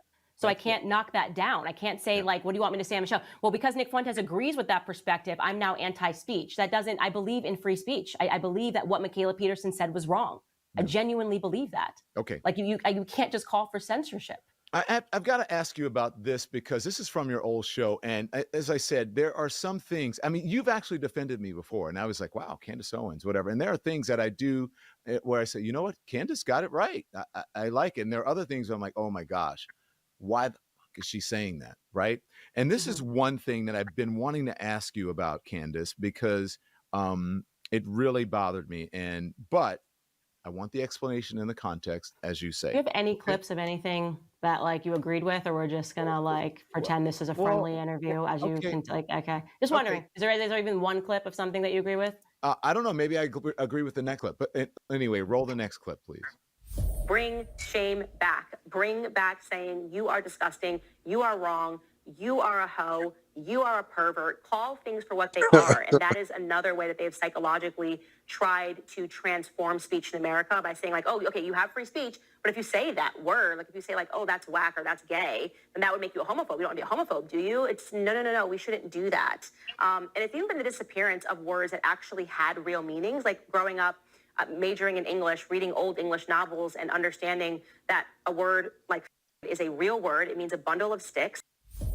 Okay, so listen, listen, I believe in free speech, right? But I also believe that free speech comes with consequences. So the word you said was right? Is that exactly the word? So what did you mean by that? You think it's okay to say the word, to call people to their face? No, actually, I said words have meaning. And so when you start allowing the perverts to dictate speech, then words just have to go away. And as I said in that clip, when I was growing up and I was reading English novels, when people say you're walking through the woods to get it meant a bundle of sticks. And then they said you can no longer say this word that has a real meaning, right? A bundle of sticks, because some pervert took that and threw it as an epithet towards gay people. I think that's actually, that's a wrong way of thinking, because then what you're doing is you're allowing perverts to dictate society. So I don't like the death of the English language because people are getting offended. So that's like, I could pick any word. I could say, plant. From now on, every time I see a gay guy, I'm gonna be like, he's a total plant. And then eventually they say you can't say plant anymore. It's like, no, this is a real word that has meaning. Attack the person who's perverting the word, but you don't suddenly disappear a word and you say you can no longer say it, or you can no longer read these Virginia Woolf novels because the word has been perverted. I think that's a backwards way of thinking. Read Virginia Woolf novels, and the only people I know who are trying to ban books, Virginia Woolf, and other books that even say the N-word. I mean, it's conservatives. That's who's trying to do it. I don't think that you should be banning books. But I do know, Candace, that language evolves over time. And when people say that word to me, they're not calling me a cigarette. They're not calling me. Obviously, that's the point. It has a context. So if you want to punish that person because they're saying that offensively, that, if you feel that this person, but it's not fair to then say to everybody else who's not using that word that this word has now been banned. I just think that's ridiculous, Yeah, That's my point. You think people Like, should be I able don't think to? you can suddenly say go backwards and delete words that had real meaning because someone has perverted it, because then it never stops. It just becomes constantly having to update the language for people's feelings. And I don't think that we should be doing that. So you would never call me a in my face, right? Well, why would I just randomly call you a I'm just meaning. Have you ever seen the would Louis never use that word CK against skit on? a Have you gay ever seen the Louis CK skit on?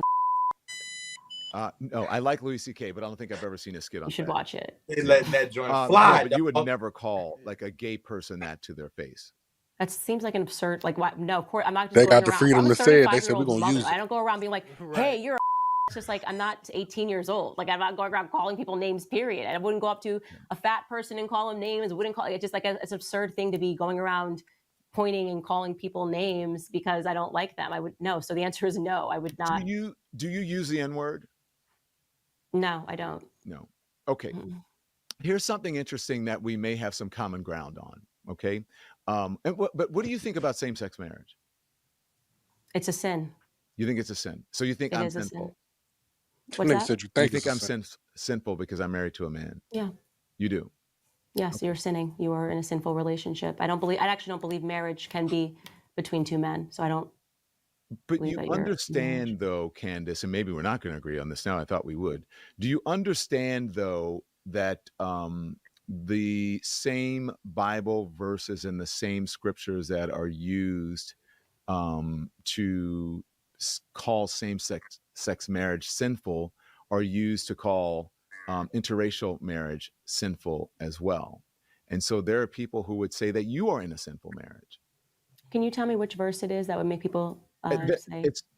The thing is that it's actually not there, and that people twist the Bible verses. That's my whole point. Thank you for proving that, because it doesn't say that, and it's actually, you're going to say Leviticus or whatever. It's not actually what Leviticus says. But go on. I don't want to get into specifics about the Bible, but that's not what the Bible says. It's just people using and interpreting Scripture in a way that they want to interpret it. So, look. You can believe whatever you want to believe. I don't believe that I'm in a sinful marriage, but there are people who believe, Candace Owens, that you are in a sinful marriage because you are in an interracial marriage. And I say that as someone who is in an interracial marriage, so I am doubly sinful. Yeah, I've never heard anybody make a biblical argument against people being married that are black and white. So that's why I said, can you just tell me what verse that was? Sodomy is obviously a sin.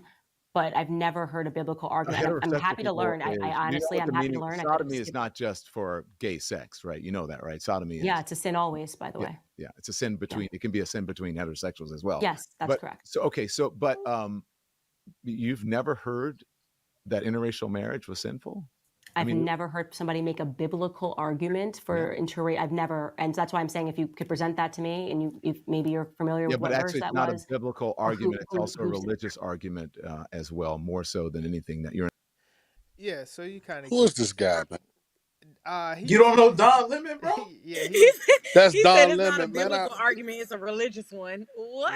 Yeah, that's Don Lemon, man. Yeah. That's the infamous. There's something wrong with him. Yeah, in real life. Don Lemon said, "Yeah, that's in the Bible." Gotcha. It's not. I thought Don walked her in. I thought Don walked her into a trap there for a second. Yeah, my eyes got big. I was waiting to hear. Yeah. I thought Don walked her into a trap. Boy, I said, nah, because Candace don't usually get trapped like that back against the wall, like. Yeah. But Don is a slippery dude, man. Don is a slippery dude. That's the same dude that said the woman who got essayed by Bill Cosby should have bit his joint off when he was doing. That's when I knew he was on straight BS. She was like, "How could I stop that, Don?" And he was just like, "You could have bit that joint off." And they was like, and next on CNN. I was like, yeah. Nah, Don on some stuff though. Yeah, that's actually wow. That's Don. That's Don for you. Yeah. So what do you think about when she first said, as far as like free speech, and we should be able to use words that have the original meaning? Bro, that's true though. I do feel like you should be able to use words that You know, you can't. You gotta tiptoe around everything, man. I come from an ignorant era, man. Right. I'm still ignorant to this day. You know what I'm saying? Somebody hurt me bad because I'm gonna say what I feel like saying. If I think you're fat, I'm gonna call you fat. If you upset me, if I think you're ugly, I'm gonna call you ugly. I come from them ages where I was talked about, so we talk about people. If you're a blister, you're a blister. You know what I'm saying? It's not me trying to be disrespectful. It's just what we call you. You're a blister. You know what I'm saying? I'm trying not to use the other words, so I use sissy, blister, gump, punk, chump. You know You what I'm saying? call them a Stuff like blister because that. they stay getting busted? What is that? What's the Damn, meaning behind that? that's. I never heard that one. I don't know. It's just a word that I grew up using, man. It was just always in the neighborhood. We always called them blister. Right. Man, That's a good one. You always getting busted. I think that's what I'm gonna do. I'm gonna use that as the definition now. I should have never I should have never even I should have never even Yo, who let no, Eric on here? Hey man, He you said I'm gonna gotta use that as now the see. I say definition. free speech now. What I do say, I say free speech is yes. You should be able to have your free speech, but you got to be prepared for whatever comes behind you opening your mouth and yeah. Right. using your right to free speech. Now, Right. somebody knock your teeth out. Don't be sitting here crying, talking about why they do that. You know what I'm saying? Right. Right. Yeah. So I what? agree. Yeah. What do you think about Don kind of combating that? It's not actually in the Bible.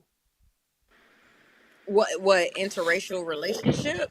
No, Be, far as Gay same sex marriage. oh, the way that I feel about him reading the Bible is non-existent. Like he the same sex is in the Bible to not do, and so I believe he actually does not read the Bible. And so when she was talking about Sodom and Gomorrah, the area that most people are more familiar with in the Bible, that it's actually evil to do. I know he tried to hit her with the punchline about sodomy, but when the angels went there originally is because they were having sex with men having sex with men. They wanted to have sex with men, and God seen that it was wicked. He said that it was wicked. Like, these are things that are actually scriptures. And so when he said that, you can't marry outside of, that's in the Bible too. There's nothing that says you can't marry outside of that, because what's his name, Boaz and Ruth, she was a Moabite. That's outside of that's interracial, that's you know what I mean? And so um yeah. Yeah, And okay. you know what though, Keisha? Uh-huh. It's way simpler than that. Sometimes it just has a problem with dealing with accountability, though, right? Because Right. when you're doing something wrong, you want to justify it and make it seem like it's okay, right? Right, I Right. right, drink right. to get drunk. Absolutely. I know that's wrong. No, I drink to get drunk. I know that that's dead wrong. But I'm gonna tell you that Jesus turned water to wine, and and And and everything they is said that we fine. could drink. And make You know what I'm scripture work saying? for you. Instead of just saying I'm living in my flesh right now and I'm doing what I kind of want at the time, even though I know it's wrong. That's what you could say. All right, I know that this is wrong, but I'm living fleshly right now. It's accountability problem too with people. People can't accept the fact that hey, I'm violating. You know what I'm saying? right, Right, but right. what happens with that if it's not the personal conviction that Megan just talked about, and we're kind of talking about with Candace? Because if I'm over here saying that, like, hey, I like to drink the whiskey and it doesn't, and I sip it and I'm not getting publicly drunk and things like that, if I don't find myself having some type of conviction on that, am I wrong? I think you are. I mean, Yeah, you that's are. good, Lenny. That's good. That's good, Lenny. That's If you good. don't drink to get drunk, then nah, you ain't. Because That's true. it's about drunkenness, right? And Yeah, and if you don't and drink to get drunk, then you good. You good, baby. But the moment you start feeling like, you yeah, know, it's time to, While then you're yeah, drinking, do you know, like, do you know, well, all of us are above 30, right? So you I'm know, sure we know now, damn but right, like, what would you tell a 21-year-old that just started drinking? what would I to tell? get What would I tell a 21-year-old that just started drinking, and in what type of way? Like, how would they know their limits? to not get drunk, like Don't do to be able shots. to. What? What'd you say? Don't drink shots. You on the fast track. It'll be an early night. Stand up while you're drinking. I can tell you that. Yeah. But you know what though, Lenny, that goes back to what Dale was talking about earlier. Like, you cannot say, well, I don't feel convicted, because a lot of times you don't feel convicted because you're offended, right? And so that's why it's all about relationship and discernment, and the leadership knowing where you are, to help guide you along that path. Because if you're offended, you're not going to feel convicted. That's a fact. Right, but what happens if you're not in offense though? Like you like Megan just said in the thing where where she can kind of dress the way that she was dressing, and she had the tattoos and things like that. She didn't feel personal conviction, so it wasn't that it was that she didn't feel offended or anything about offense. It was her relationship with God. God did not give her conviction from what she's saying. Mm-hmm. She doesn't feel convicted. Yeah. So Right. that's why I say, like, if we're not going around publicly drunk and things like that, and I don't want to get hung up on like the booze and stuff like that, but Mhm. all right, SJB, you about to get banned too over here talking Drink about some water is what she said. yeah. Don't do my mother-in-law like that. Yeah. That's my But boo. yeah, so yeah, what you think, Rob J?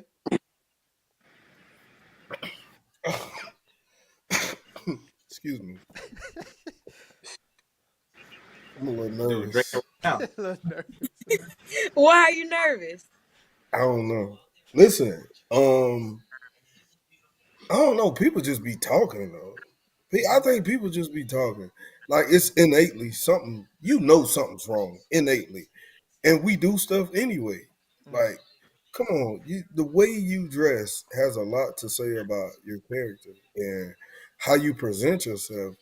That's why a lot of these young girls going out here with these skimpy clothes and this, like, what presentation are you like really displaying?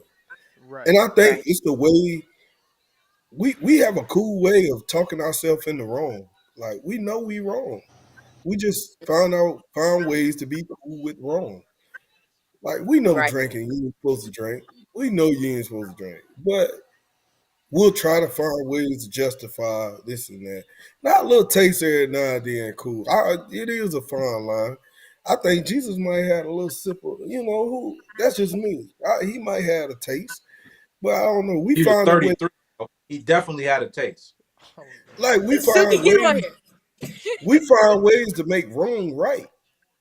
I didn't believe nothing she was saying. I just, bro, what? Because it was Who? like an Make ego you trip talking about for her. Making Good or Candace Owens? Yeah, Megan Good. You It ain't was believe a, nothing who was saying, Megan or well, I Candace. shouldn't say anything, but Megan, some of the things Megan said I disagreed with. She basically came to flex and let y'all know I've been straight for a minute. I've been fine for years, and I've been doing it my way for years. Like in 91, 90, like, but right. to each his own. I'm not one to judge, but you asked me, so Right. Right. that's one thing about me. If you don't ask me, I say nothing. You ask me an opinion on a certain, I'll say something. Yeah. But yeah, I just think we've grown so comfortable in becoming our own God that we find ways to make wrong right. Yeah. That's a fact, That's what I said. actually. Accountability, man. It's an account. We'll try to justify the wrong that we're doing.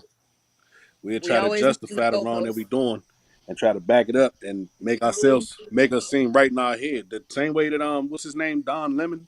Right. Same way he just did it. He know he in the back of his mind when he get in that shower at night and he by himself, he know he did wrong, but he's gonna find a way to justify it. And look, I got this argument right here, and I'm gonna show them, and what I'm doing is okay. Nah, it's not okay. Just fess up and be like, all right, man, I'm living fleshly right now, man. I'm having problems. You know what I'm saying? So, Right. so he answered that. that is like in our lifetime, they printed Bibles. We have the printed copies of the Bible, which distinctly says man should not lay with man. Like it's Right. no, like we have those Bibles. But I don't know. I've never interracial. I didn't see that, but I do specifically know that I've seen the. And it's not a matter of he's playing this gotcha game, and it's like, brother, we know they changed the Bible in the recent years. We know that, but it's like, come on, bro, we can provide evidence for this. I just Right. wasn't Right. feeling. I wasn't feeling that at all either. Right. I want to Right. speak on the interracial part just because it was in the Bible when Aaron and Miriam was talking about Moses' wife who was a Cushite. That was a darker complexion woman, and what did God do? He dealt with them for talking about Moses' wife, right? She was not a Israelite. She was a Cushite, right? Same thing, like I said, with Ruth and what's his name? Boaz, right? They are two different tribes, which are considered our modern day interracial relationship. So it's definitely in the Bible. People just see what they want to see. So I agree with you. But that's not race. That was culture. It's not race. That was So Moses. when Moses 1,000% was a black man. right, She was darker. That was, I think, just me and my limited biblical knowledge. right. That had to do more so with culture. See, in those times, they encouraged to be equally yoked, finding someone within your tribe. I don't think it was more so of A race race, thing. so to speak. So you got okay, okay, in the biblical knowledge that you stated, right? Limited. It's okay, limited biblical knowledge, right? That would have been considered race back then, just like how the Egyptians, right? They were considered black as well, right? Egypt is in Africa, right? We know that. But if you look at a person now, they're saying they're Middle Eastern. They're not African. They're Middle Eastern. So now it turns over to. So we have to see where they tried to change the goalposts on race. Does that make But sense? it makes sense. But again, theoretically, those are still black men. That's I culture. agree. Yeah. That's not race is just a matter of pigmentation. That's Right. all race is pigmentation, melanin. Right. Culture is I think one of the main things, and through evolution and this and that, but I think it's just for me, I see it as a matter of culture, not necessarily race. So Candace could have a solid argument, even still against him. And I'm not the biggest Candace Owen fan, but I'm always try to be on the right side of history of right. Um, Right. but yeah, I think it's just me, just culture. Okay. Okay. I respect that. And there goes that interpretation of seeing seeing Look- Bingo. because Bingo. I'm so Bingo. glad this happened. I was gonna let it slide, Lenny. I was gonna let it slide, but I'm like, you know what? They both read the same thing. yeah. All Same right, thing. and it's speaking to them differently. But Yeah. I'm telling you what I'm not gonna do, Lenny, is I'm not gonna go back and forth with you about how you feel because it washes out at the end of the day. It's But like, okay, yeah, you know. but I will say too though, I think yes, two people can read the same verse, right? Mm-hmm. But with because we know that the word is God, right? So Right. and understanding that when you are reading the word, you are getting you're having a relationship with God. So by both of y'all reading that verse, right? That's basically you're having a relationship with God. I think that the person that fellowships and relationships more, aka read more, I think the revelation of what that means comes out from actually, trying to find what that means. Because I just I like to think that scholars and things like that, just and the word is just not gonna be that opinionated.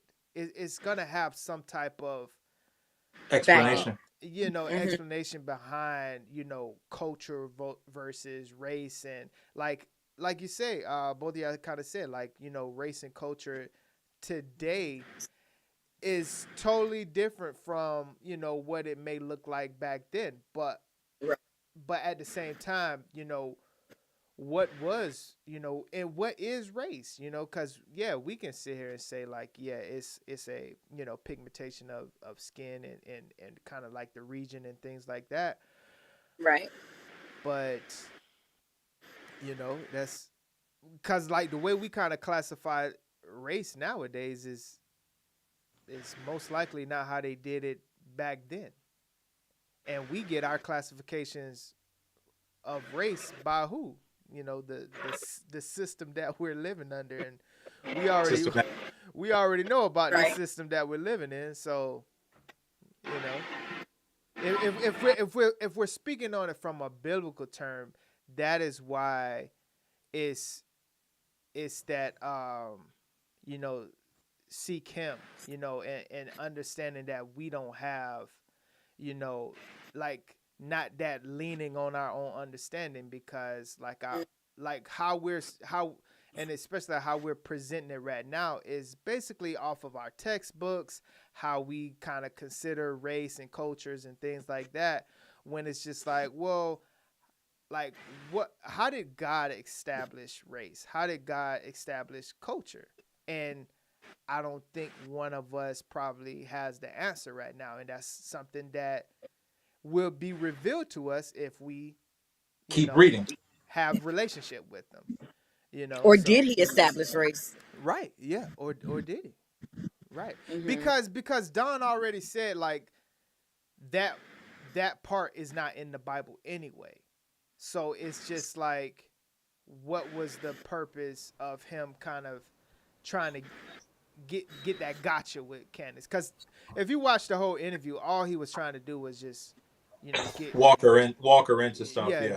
Get clips and stuff like that. So, because, like, even when we have these discussions and things, like, it's almost like where I find your statement to be wrong, now you then have to find, like, it's got to be get you gotcha, instead of sitting and letting it resonate, right, which you have a great point.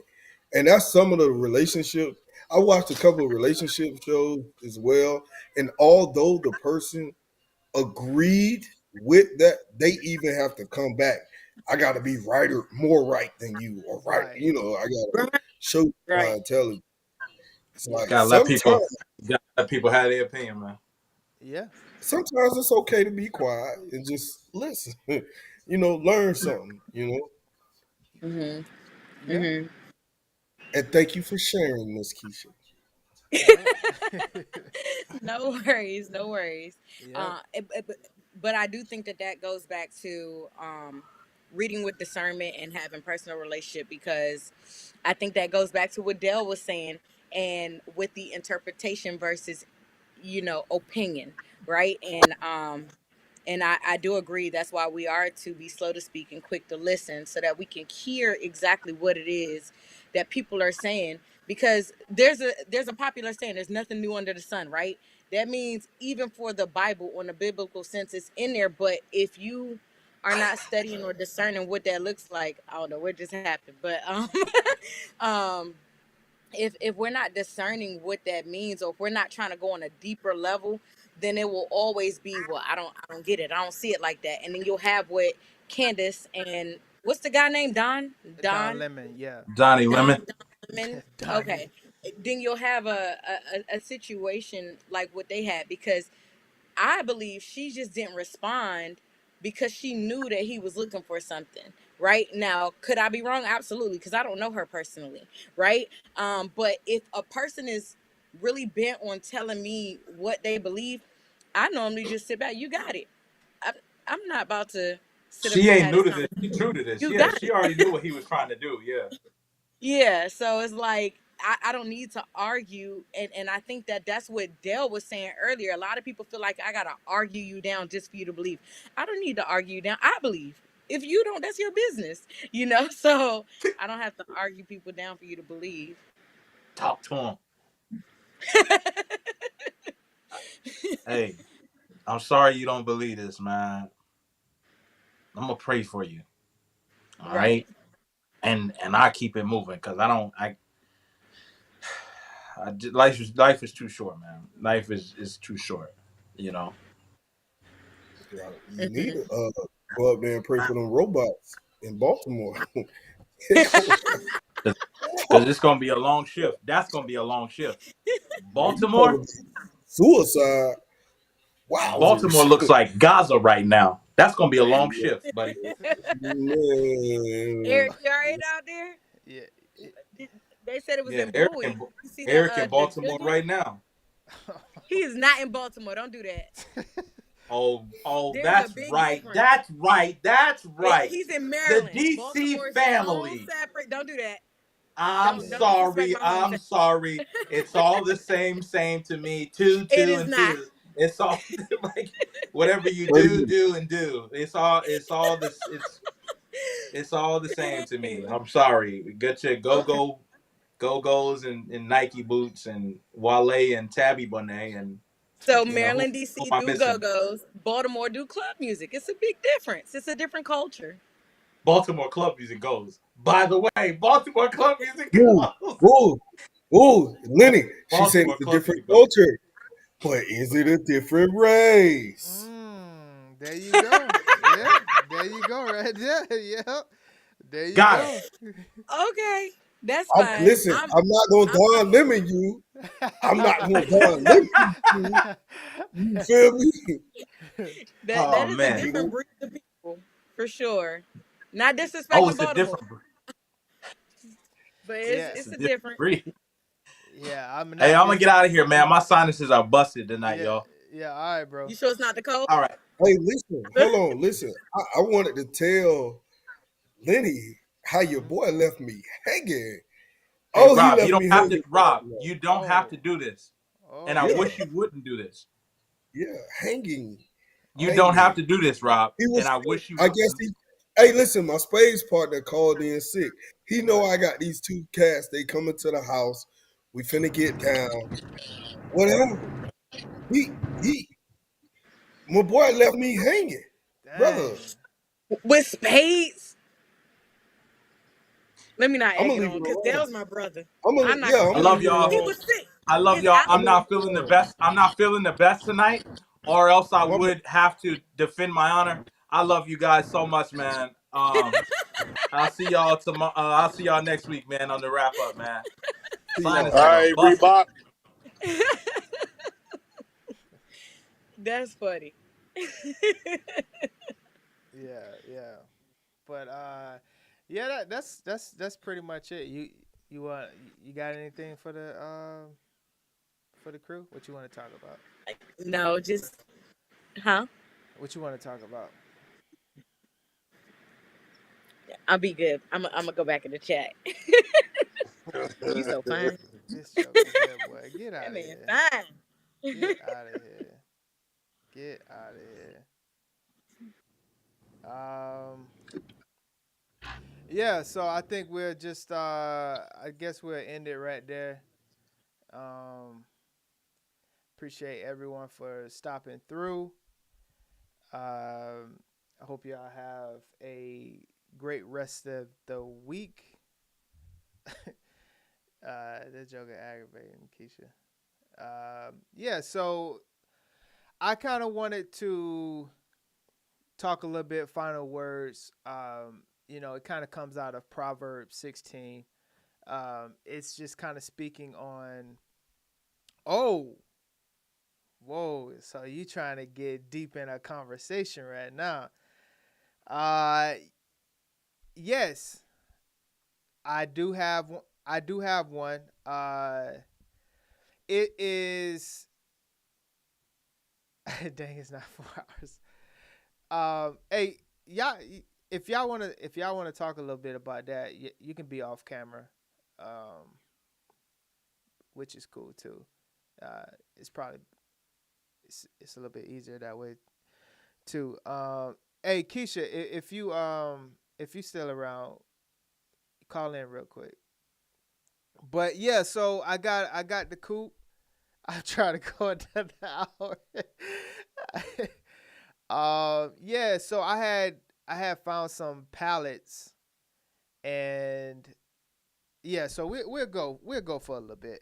So we can definitely always talk about homestead stuff. And yeah, so I had got it yesterday. So I had bought some pallets a couple days ago. Okay. All right. So I had bought some pallets a couple days ago, and I am in the process of building a chicken coop right now. But I want to do quail first, just because it's kind of easier. Well, I wouldn't say easier, but it seems like it's something that I want to try. Basically, I think I can handle that. But the only problem is with quail out here in Hawaii, it's hard to get on this island. I reached out to a couple farmers and things like that. They don't ship to this island. So I might end up having to do, I might end up having to do chickens. So yeah, that was the plan, to kind of build one out of pallets. I shoot you some pictures soon as we get off. But yeah, so I'll be doing that. That'll be like my weekend project. Okay. Does it? Yeah, send me some pics. Because does it? Hold on, real quick.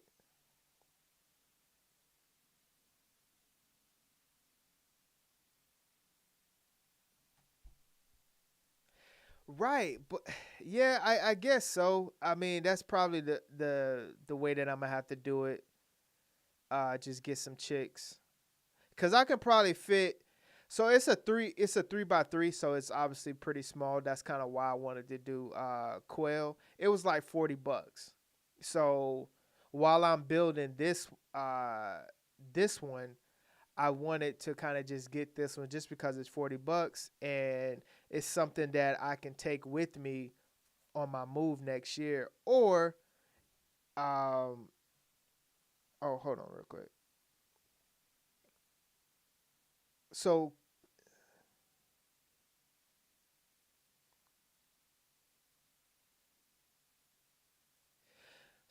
quail is just like chicken. So they lay every day.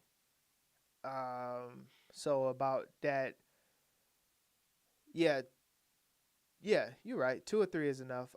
Only 2 would probably be able to fit in the coop that I have right now. That's why I wanted to kind of build a bigger one. Probably, I don't know, maybe. And I also too, I want to get something with wheels on it. So I'm in the process of trying to find some wheels so I can move it around the yard, which is not the space that I have for it is not big anyway. So it'll just be kind of like the daily move of chickens and stuff like that. Hold on.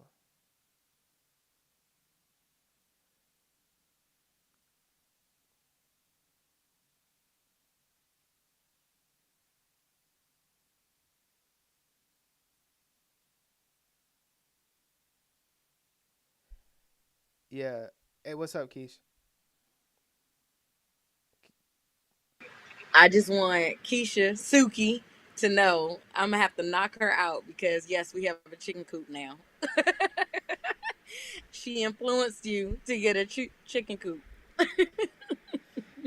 Yeah. Hold on. I said. Oh, so are you talking about from chicks? I'm guessing, obviously, right? I started with 6 down to 2. Yeah. So the yeah, this girl started from 6.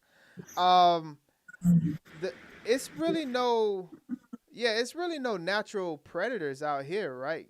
Keish, no. I mean, we got the mongoose and just I'm about to say regular, outside loose. That's it. yeah, regular cats and stuff like that, neighborhood cats. But I'm gonna have them, locked up, in my back so they don't kind of mix in with the other chickens and stuff like that. So We have a forest back there full of herbs and vegetables. Thanks yeah, to Lenny. right. I think, yeah. I'm waiting for Keisha says she's somewhere that she's leaving in about 3 minutes. So Yeah, I'm waiting for her to join. I right. got back on for her. Oh dang, forget me, huh? I love you, boo. I'm talking about human. She said I'm talking about human error. Yeah, man. I guess the last part of the pod nowadays is gonna be homestead stuff. That's what I'm talking about. I can't. Man, We this about my to be some farmers. this my type of conversation right here. I bet it is. Keisha said, "What type of herbs?" We have, Rosemary. Oh. Yeah, go ahead. yeah, we got rosemary. Uh, we got rosemary, some thyme, pineapple mint, chocolate mint, mojito mint, Mint, mint. mint. Mute quiche if Mm. yeah. Yes, and then we have purple sage. Um, I think that's it when it comes to herbs. Really, I would have to. I know we have, yeah, thyme. Basil, basil. Uh, Oregano. oh yeah, yeah. Cuban oregano and the regular Dill. oregano. Oh yeah, dill. Yep, yep. So yeah, those are the types of things that we have in the back. Yeah, can I smoke it though? Yeah, I don't think you can. I don't think you can smoke it. You can put it in your drinks though. Put it in your drinks, and give you a nice vibe there. But I don't know about smoking it though. But yeah, so yeah, I'm kind of like in the process of starting to coop right now. And hold on, this just ended. Continue without that. Yeah. Yep. So just starting the coop. I'll probably start that on the weekends when I have time. Uh, I don't know if Keish gonna want to help me, but probably not. Ain't that right? Moral support. Moral support. Right. Right. Yeah. Yeah. Hurry up, Keisha. Um. Yeah. So, Keish, what do you think about the lifestyle of like homesteading type of uh and what it entails versus, and but not versus, but how do you have how do you combine both worlds? Combining which two worlds? Homesteading and what? and, and just our regular type of life that we're kind of used to living, where most people don't have those types of things, right? Right. Ooh, so. Uh, oh, there she go. Oh, I see you, Hey, girl. girl. Hey y'all. What How you up? What up? doing?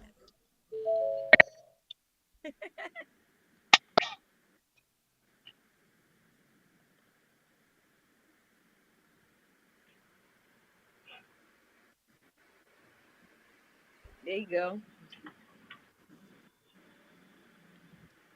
Hey. All right. Yeah, I'm on catch me one. Huh? What'd you say?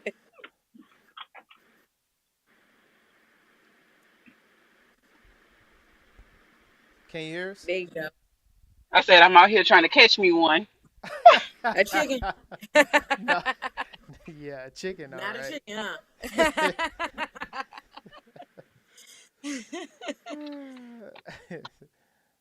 um you know, how do you combine it? You know what, it's such a new arena for me because I'm a city girl, well, suburb city, right? Right. But I think it's definitely possible if you're right outside of a city and that's your everyday life. But when you go in um to a city, you just find time for both. Like, um don't I don't know, just finding a healthy medium for both. I can't honestly answer that right now. Yeah. I'm still looking for the balance in that. Right.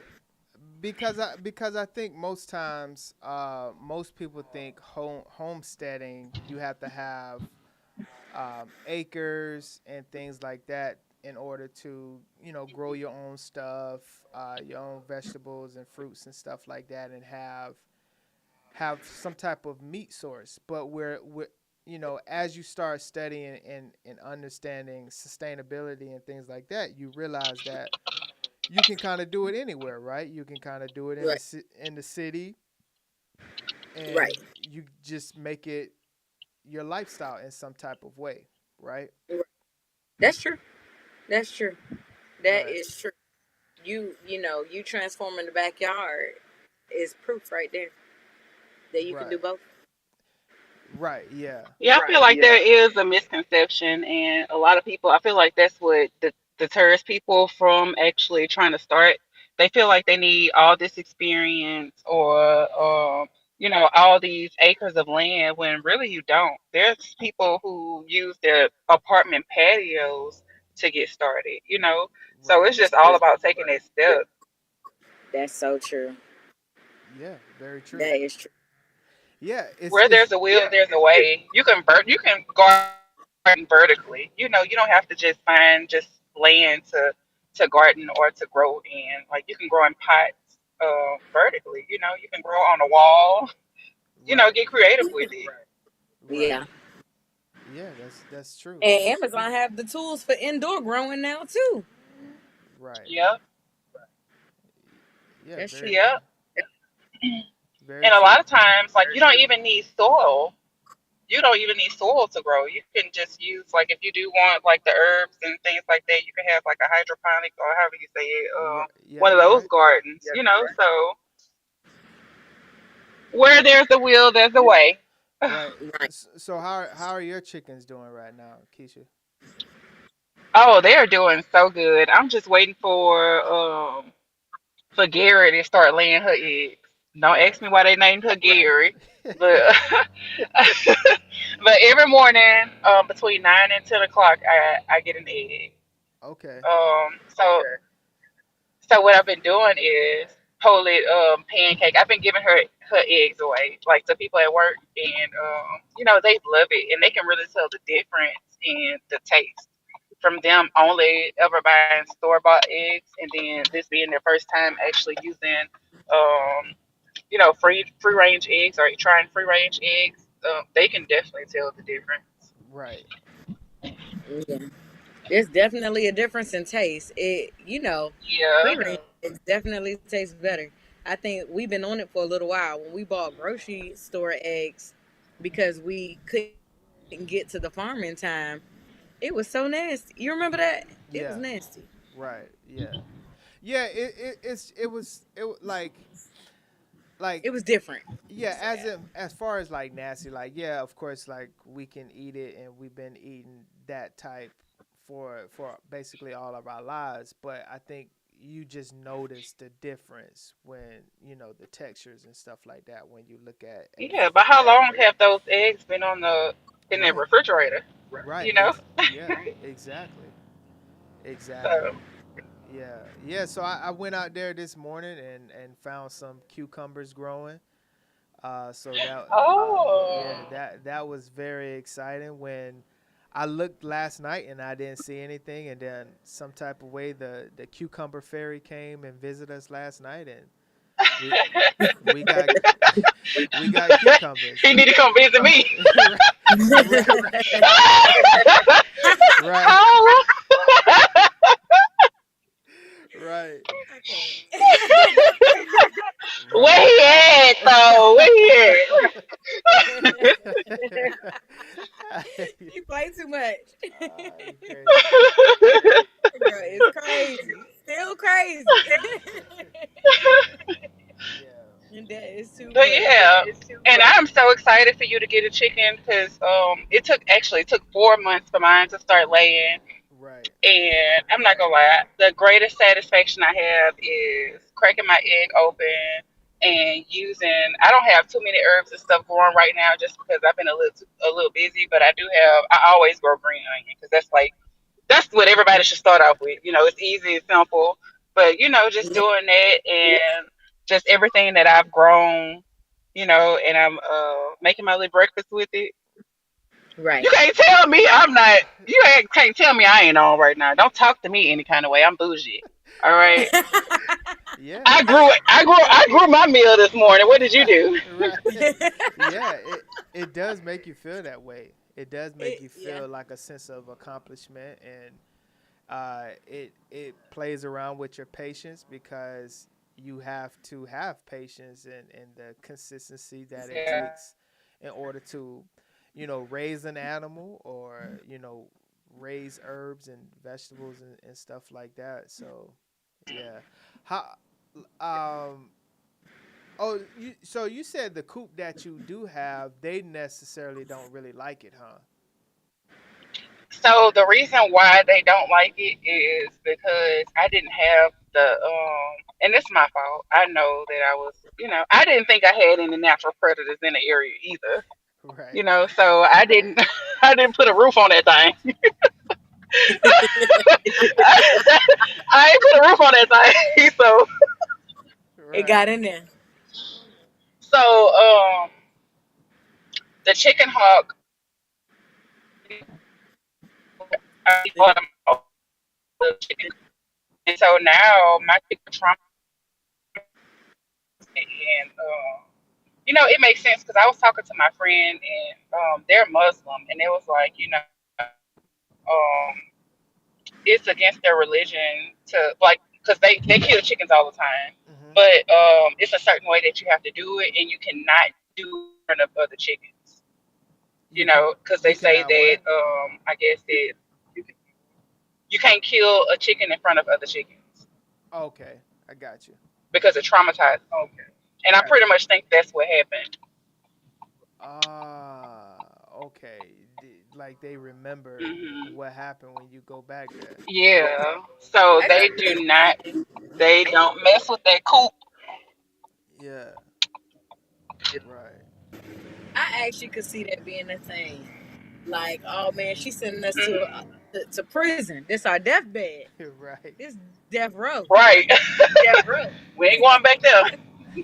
Right. Yeah. Yeah. Oh, I could totally see that. I could see that. Okay. Hmm. Okay. So that's why I don't force them to go to that coop. I'm actually gonna just take it down and I'm gonna rebuild it because I do want to relocate it, put it in a different area, and it's like since I've had them a little longer, I have different ideas or different plans of doing it. So Right. How would you get them yeah. in the coop? Do you like pick them up? You call them by name like a dog? Tell them get in? Like, what's your process? So at first, I was every night I was taking them to the coop so that they would get used to going there, and it worked until the chicken hawk got in there. But so they found another spot that they would like to go to every night, and that's on my front porch. So once they get into the habit of doing something, they're gonna always do it. Okay. Yeah, so Yeah. you do it for actually, if you do it like a couple days, like 2 or 3 days, train them for a couple days. It doesn't take long, and that's gonna be their permanent either resting spot or either spot that they lay their egg. So they lay their eggs in the same spot every day, and they sleep in the same spot every day. Right. Okay. It's easier than having a dog, I tell you that. Yeah, I bet. I bet. Yeah. Shit, Yeah. I'm I'm actually. not a pet. That's the opposite.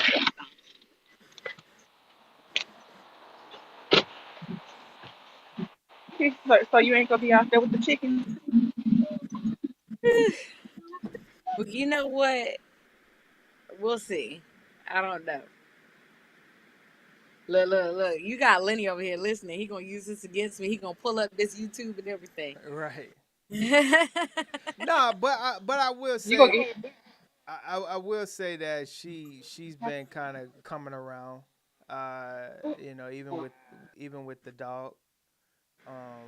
So I mean, I give you a little credit there. I give you a little credit. It's probably easier too. I mean, even for myself, it'll probably be easier from chick, you know, instead of getting a full blown chicken out here. Mhm. Yeah. Mhm. Yep. Ooh. Yeah. Homesteading is definitely the way to go though. And it's new season. So I'm yeah. definitely coming around to it.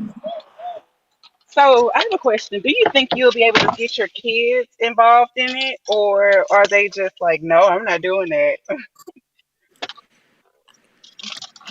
I think over time when it becomes the new norm, I think kids are resilient and they're able to get into whatever you're into, but it takes time. It's not a all right, well this is what we're doing and they're just gonna be ready for it. Um but over time I think so, yeah. Yeah. I think so. Okay. See, I thought that they may actually like them, especially if they're raising them from baby little chicks. You form a little an attachment to them.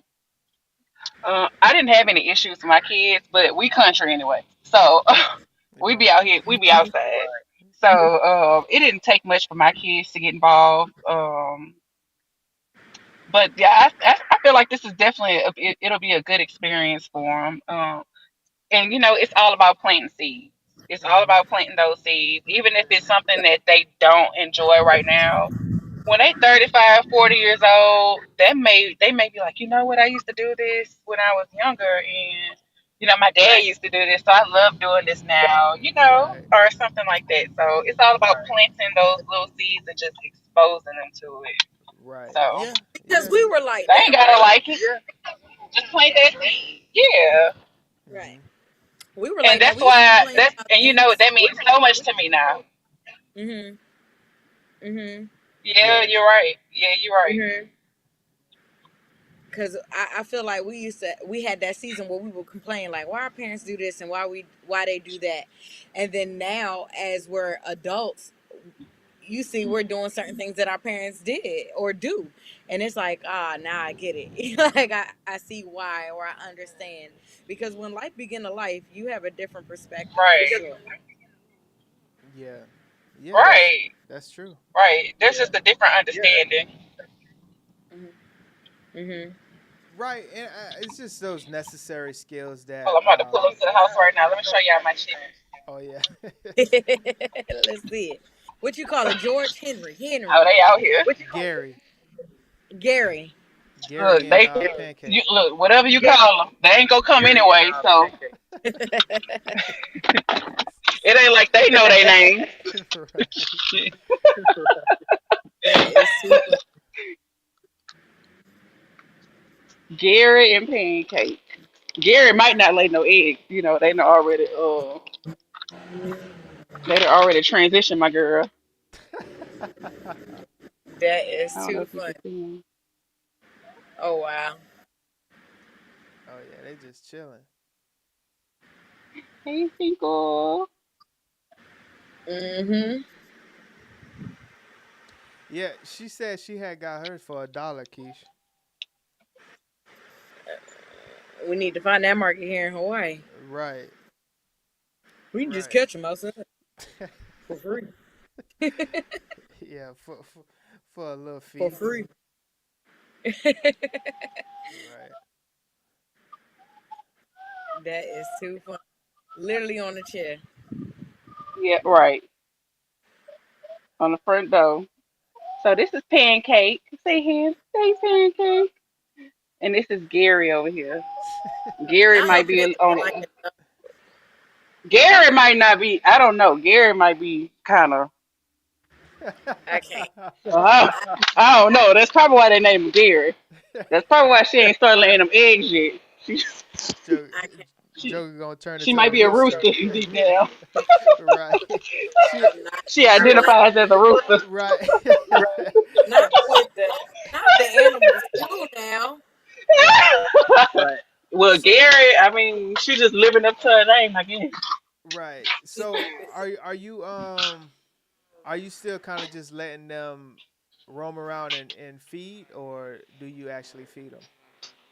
Oh, I feed them every day. Okay. They get more than enough of what they need. I feel like I overfeed them as well Right. because I go out there and I feed them every morning. I also come home every day on my break because it takes me like what 8 minutes to come home Okay. for lunch. So I come home every day on my break, and I also feed them leftovers. I feed them leftovers. They love eggshells. They Okay. eat eggshells like they potato chips.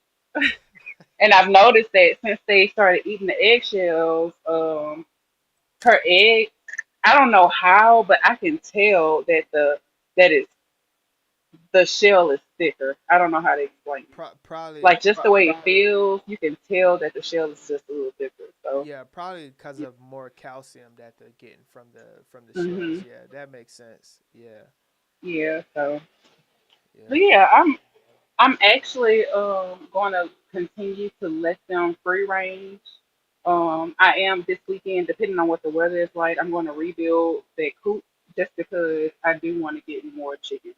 Right. Um, getting these eggs, it just lit a different fire in me. So I feel like I know what to do with them now. I know that I need to make sure that they're in a real enclosure that Right. has the roof. I can't have the ceiling missing this time. So, Yeah. but Right. Not the vert top. yeah. Right. So, but this time I do want to get different ones because I have the brown ones, the Yeah. brown pullets. I Yep. want to get like the maybe like the Rhode Island. Yeah. I don't know nothing about no chicken. Yep. No, you're right. Rhode Island. Yeah, because I don't know nothing about no chicken. Yeah. Right. yeah, because You know enough. I was seeing that you Yeah. can Yeah. yeah, I was seeing that you can have different types of egg colors, like like the Mhm. off green and stuff like that. So kind of making just an Easter egg type of basket and stuff like that for Yeah. And for how the cool pigs. would that be? And I heard that the white chickens only lay the white eggs. Correct. So Yep. that's yeah. So and you know what? I feel like I've been eating the white eggs my whole life. I don't even want no white eggs. I don't want no white chicken. No white chickens are no white chickens around here. Okay. Right. We want the brown chickens or the Wait, black so ones. they I always really come want the out black brown? ones. Always. The first one came out like a tan color with dark brown speckles, but all the rest of them are brown. And every now and then, sometimes it'll be slightly lighter with Right. speckles, but for the most part, it's always brown. Uh-uh. Okay. Okay. Ooh. Yeah. What has Okay. like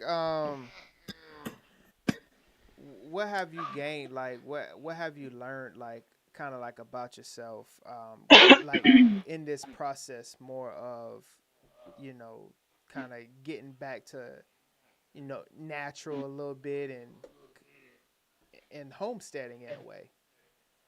Honestly, it just really boosted my confidence. It has boosted my confidence. I felt like I was capable before, but now it's like I'm on here looking for goats and stuff like that because if it's that easy to raise a chicken, how hard is it to raise a goat? So Right. the yeah, so my confidence is definitely through the roof right now. I just have a greater sense of self, a greater sense of accomplishment, just because I feel like this is always. I'm not gonna say it's always been a goal of mine, but for the past couple of years, it's always been a dream of mine to to grow my own food or to raise my own animals, but I was just never in a position to do so, or at least I thought that I wasn't in a position to do so. Right. And now I'm realizing like I don't need all this fancy equipment. I don't need the brand new things like that. It's a garden. Get scrap pallets. Get their chickens. They're gonna poop on everything. They're animals, So you don't need the $5,000 coop. Go ahead and get your free pallets from behind the corner store and build your coop. Yep. Yep, we just So got our free pallets. yeah, so it's just like, and it's also clicking. It's like also other things are clicking because I've always been on the path of like reduce, reuse, recycle, and it's just like okay, so I can do this and I can do that, and as issues arise and I have to problem solve, it just puts a new light on other aspects, of the whole farming or homesteading thing. So, Right. Yeah. like I told you, I wanted to get into canning and things like that as well. So, Right. Right.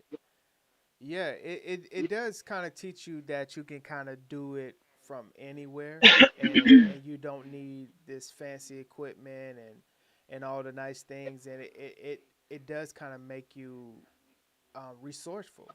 Like mhm, there's all of these free pallets around, in each city, mhm, you know, um, free dirt, free soil, and all of these types of things that are at our fingertips, but we choose to, mhm. kind of go out and spend the money or just not use it. Right. And just understanding like not to be so wasteful in life, Mhm. where like all of our food scraps can actually be used for something, and Right. the Yeah. eggshells, like you're understanding that like eggshells can go back in the soil and eggshells can go right They back can. to the eggs, Mhm. Right. so Yeah. it Yeah. it it definitely does kind of teach you to be It's mindful a of. never-ending cycle, Yeah. and you don't realize, like you realize it, but it doesn't really click until you're seeing the cycle play out right in front of you. Yes. So, Right. because Yeah. it's like you know this, but when you're doing it, it's like what? Right. Yeah, this is all so cool. So, Yeah, I think it's just about taking the conscious effort to unplug yourself out of the system. mhm. And like I said, like most people know they're in the system, but it's just like, this is it's comfortable. Right. And I hate that because I honestly, and I had a conversation, I have arguments with people all the time because I hate the food stamp system. Like Right. I've benefited from it before, but I feel like instead of giving people food stamps, like, okay, you can give it to them, but that card is not going to swipe for the Chips Ahoy. It's only going to swipe for the things that are nutritious. Maybe you can get an extra discount if you go to like a farmer's market or something like that. Right. Support the local farmers. And I honestly feel like they need to give out they need to give out chickens. Every year give people like 10 chickens or something like that. Teach Yeah. them how to do these things. I understand that in some places you can't do that, but out here when we are, like most people they have a little bit of yard or have like some type of community center or community farm where they're raising nothing but chickens. And we volunteer to do that and everybody reaps benefits. That's Right. what I feel like, we should be doing, but I guess that's why I ain't the president You know Right. what though? I definitely see where you're coming from because it's so normal not to have not to grow anything. It's normal not to, you either. know, be a farmer or have chickens. Like that's not normal anymore. Convenience is what's normal. Going to the grocery store, fast food, like all of those things are normal. So you're right. It's not helping the actual person, and that's why it's so foreign. For people like me, that's like, okay, Lenny has to have these conversations to kind of get me into the mindset of, start growing. We do And need it's to a start. system. I It feel is like a it's a system. system, Yeah. and Yeah. we're set up to depend on them. So if the grocery stores, if I can't go and get my food from the grocery store, Right. I'm supposed to starve. Right. Right. When it's growing all around us, like dandelions, we can eat that. Right. There's things that are growing that we consider weeds that are actually very nutritious, very, they have all jam packed full of vitamins and things like that, but we just don't have the knowledge. So Right. I do believe that, like, honestly, like, one of our high school courses should be like agriculture, Yeah. or just like essential life skills. Yeah. I think you touched a little bit on this last time, but yeah. So. Yeah. Yeah. That's definitely a lost form, and a lot of us would rather just kind of be on the system because it's easier, it's convenient, why it's almost just like, why would I go out and purchase chickens that takes 4 to 6 months to get eggs, and then I have to feed it, I have to, all of those types of things. But once you understand it and once you do it, it kind of gives you that light bulb, like, oh, this is what it actually supposed to taste like and look like, you Yeah. know. Like, oh, my bell peppers are supposed to go rotten after so long. They're not Right. supposed to be, they're not supposed to last so much, Right. so. Yeah. Yeah, for sure. For sure. And just like your immune system, it feels different. It's just a lot of things once we start unplugging ourselves and start looking at what we're actually putting in our bodies, how the difference it'll make us feel. More energy and a little bit lighter on our toes. Right. And just not so sluggish. I know every so often, I'm a faster. I have to fast every so often just because of the junk that I put into my body. Yeah. And I just go without eating. I go without eating for like three days at a time. And Right. after that, I just feel better. I don't feel lethargic. I don't feel tired. That's what it is. Like, I Yeah. just feel like I have no energy when I eat the food that I'm eating, even when it is supposed to be healthy, So, That's true. That's true. That's true because a lot of times when we do kind of eat, it's just like, oh man, like I need a nap now because of what's inside our food. yeah, it's not normal. We're not supposed to get the itis. Right. We're supposed to feel more energized after eating. You know what I'm saying? We're not supposed to feel tired after eating. Food is a source of energy. So why? Or I understand they say it's breaking down, but that's BS. Right. I feel like that's definitely BS from me, fasting and things like that, and paying attention to the things that I put in my body. Right. And honestly, if your body is the way it's supposed to be, once you nurture it, you can feel that. You don't feel tired. Yeah, Oh, that's true. you That's know. So, that's very true. That's very true. Yeah. Yeah, I'm actually about to go back there right now and see if I can start breaking down these pallets for my oh, they sell those pallet busters. Yeah, so I wanted to see if somebody had one that I can hold because I was trying not to buy, but But if you're gonna be a homesteader, you could take yeah, that with you. right. You could build. You will have to build onto it because they got as much thing as a chicken nap. If you do enough research, and I'm a victim of it because I want like 20 chickens Yeah, now. So right. Yeah, cause I guess it's just like once you get to that number that is sustainable where you are, yeah, cause if you got 20 chickens, that means you could possibly be getting anywhere between like a dozen to 20 eggs a day. Yeah, at least almost 2 dozen a day. And I was thinking about it, like, even though it wouldn't be like a huge business or something like that, I would want my kids to do something like that, like sell eggs, sell them Yeah. like half dozen at a time or something like that, just to Right. learn, like, okay, I have to, if I put in this work, I can reap these benefits, Correct. so. Correct. Yeah. And yeah, I guess and then just get to the point to where you can actually process, your own chickens. Hmm. Yeah, Oh, that, yeah, definitely. because I think that's the ultimate thing right there. It's just like once you Hmm. get to the production of like, okay, yeah, I bought, the plucker to do all the work, and now I'm Hmm. actually, processing my own meat. And Is that something you're interested in? oh, 100%. Like, yeah, there's no other way. Cause like egg production is definitely where everybody wants to be, right? Like you want eggs, Hmm. but Boy, I meat eater.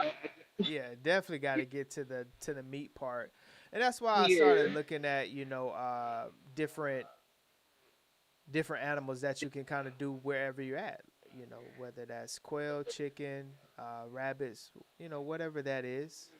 You kind of just I think what I'm learning in this season is just do, and you will get to the For the point. perfect time. Right. I've never come across the perfect time ever in my life. I've always waited for the perfect time. It doesn't exist, Right. Right. you know. So And that's how I was. I was just like, man, I'm a like each duty station that you go to is just like, well, I'm gonna wait for my life. I'm gonna just wait for the perfect time to start into a these. retirement. Right, exactly. And then like you find yourself just like, man, I you kind of, you don't want to say you wasted years, but you just look at it like I could have taken advantage of this time. I mean, you gotta call it what it is. It is what it is. Yeah. Yeah, I've wasted a lot of time. Right. I feel like I could have been doing a lot of things that I thought about. It was a thought of mine, but I was like, I doubted myself too much, and Mm, that's what's gonna kill you. Sometimes you just gotta go for it. If it right. fails, it fails. If it doesn't, it doesn't. You at the end of the day, you're always gonna take something from there. You still gonna learn, so why not? We take chances every day. Right. Life is all about choices and decisions. Everything you do is a choice and a decision. You know what I'm saying? So, Right. like, you just got to make that choice to actually do. Yeah. Yeah, that's If that's you would have very started this 10 years from now, like, you'd have definitely been farming around for real. Farmer do the round, man. yeah, So, like, for real. For you, real. but everything happens for a reason. Maybe you wasn't ready for that. Yeah. You know, Very true. your mind wasn't ready for that. So Very true. it's Very happening at the true. perfect time. Yeah, 100%. Yeah, but I'm gonna shoot you a text right now, and I'm gonna show you some pictures and stuff like that, Okay, of what I cool. got going on. But I appreciate you for stopping through, though. Oh, no problem. Every Wednesday. Yeah, I that's can't it. wait till we have so many people to the point where they begging for this twice a week. Right. Cause waiting for Wednesday is not what's up for me. Okay. Yeah, cause we had I first started out on Thursdays and Sundays, I and remember that. And yeah, and I just was just like, well, I kind of like I like this right here, the sweet spot, and then who knows, maybe in the future we'll be at back to two, maybe even three. So yeah, especially how you growing. Look at your growth. You know what I'm saying? Like you're gonna be at two. Because you're gonna have too many people to. Not saying that you have to please people, but right, you got to give us what we want. right. Yeah, for sure. Yeah, I appreciate you. I'm gonna shoot you a text. All right, take it easy. All It right, was all nice right. talking to y'all. I'll For, talk to you next time. okay, all right. Yep. So yeah, like I was saying, my final words was gonna be out of Proverbs 16, and it talks about the preparation of the heart belongs to the man. But it talks about getting back to God, and like you can plan something, but your plans need to align with where God's steps are, and that's basically the will of God. Like we can't just be operating for self without, taking that conversation back to God. Like, hey God, like this is where I'm at. This is what I see for my life. What do you see? Like, is this within the will of you? And through that, through those conversations, God will, reach out to you and like, hey, this is the path that I see, fit. And a lot of things, even like the conversation that we was just having as far as just like, man, I wish I did this. But we can't get so hung up on the past, because who we are right now is because of our things that has happened in the past, and where we are right now with understanding for how to kind of lean off of the system and things like that. Kind of like Keisha said, like, you may not have been ready 10 years ago, 5 years ago for the work that's required, the work that God wants you to do. So just understand that where you at right now is by design, and it's up for you to take that design with God's will and do God's work for the greater of, our people. And having that relationship with God will reveal where you're supposed to be in life. And I truly believe that. And we just have to fellowship and have that relationship.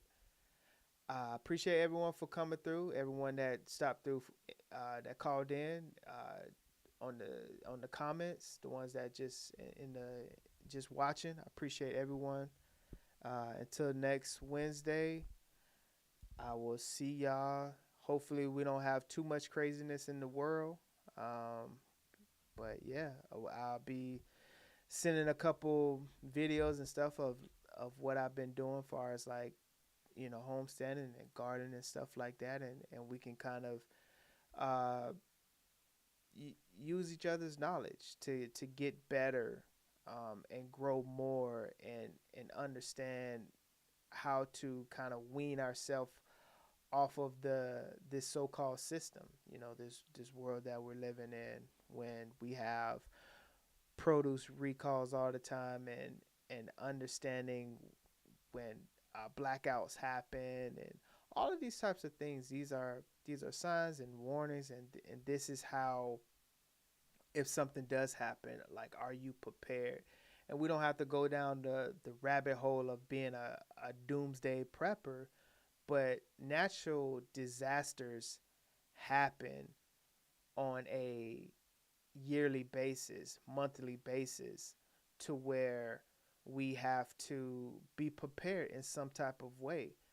And it's only going to benefit yourself by finding out what that looks like. Love you guys. I hope everyone have a great rest of the week, great weekend. Pray safe travels for all of you guys. And I will see y'all next Wednesday. Peace. Yes, no pressure. Look how God done bless you. Wonder why I'm feeling extra. Say what it do, what the business is. Folk running over what the devil sin. Shoes, pants, chest, shoulders. Get up, off me, don't get closer.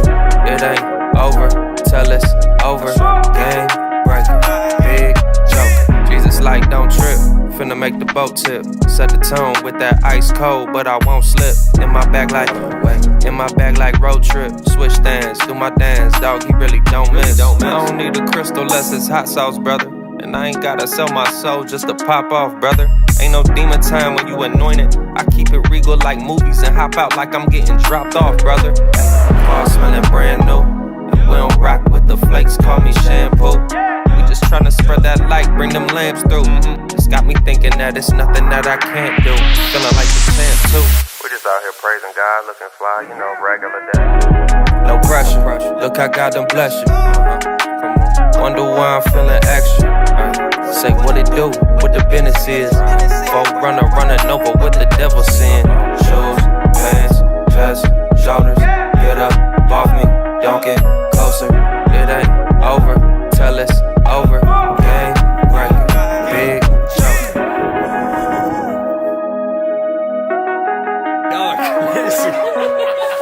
You just hear all these giggles, guys.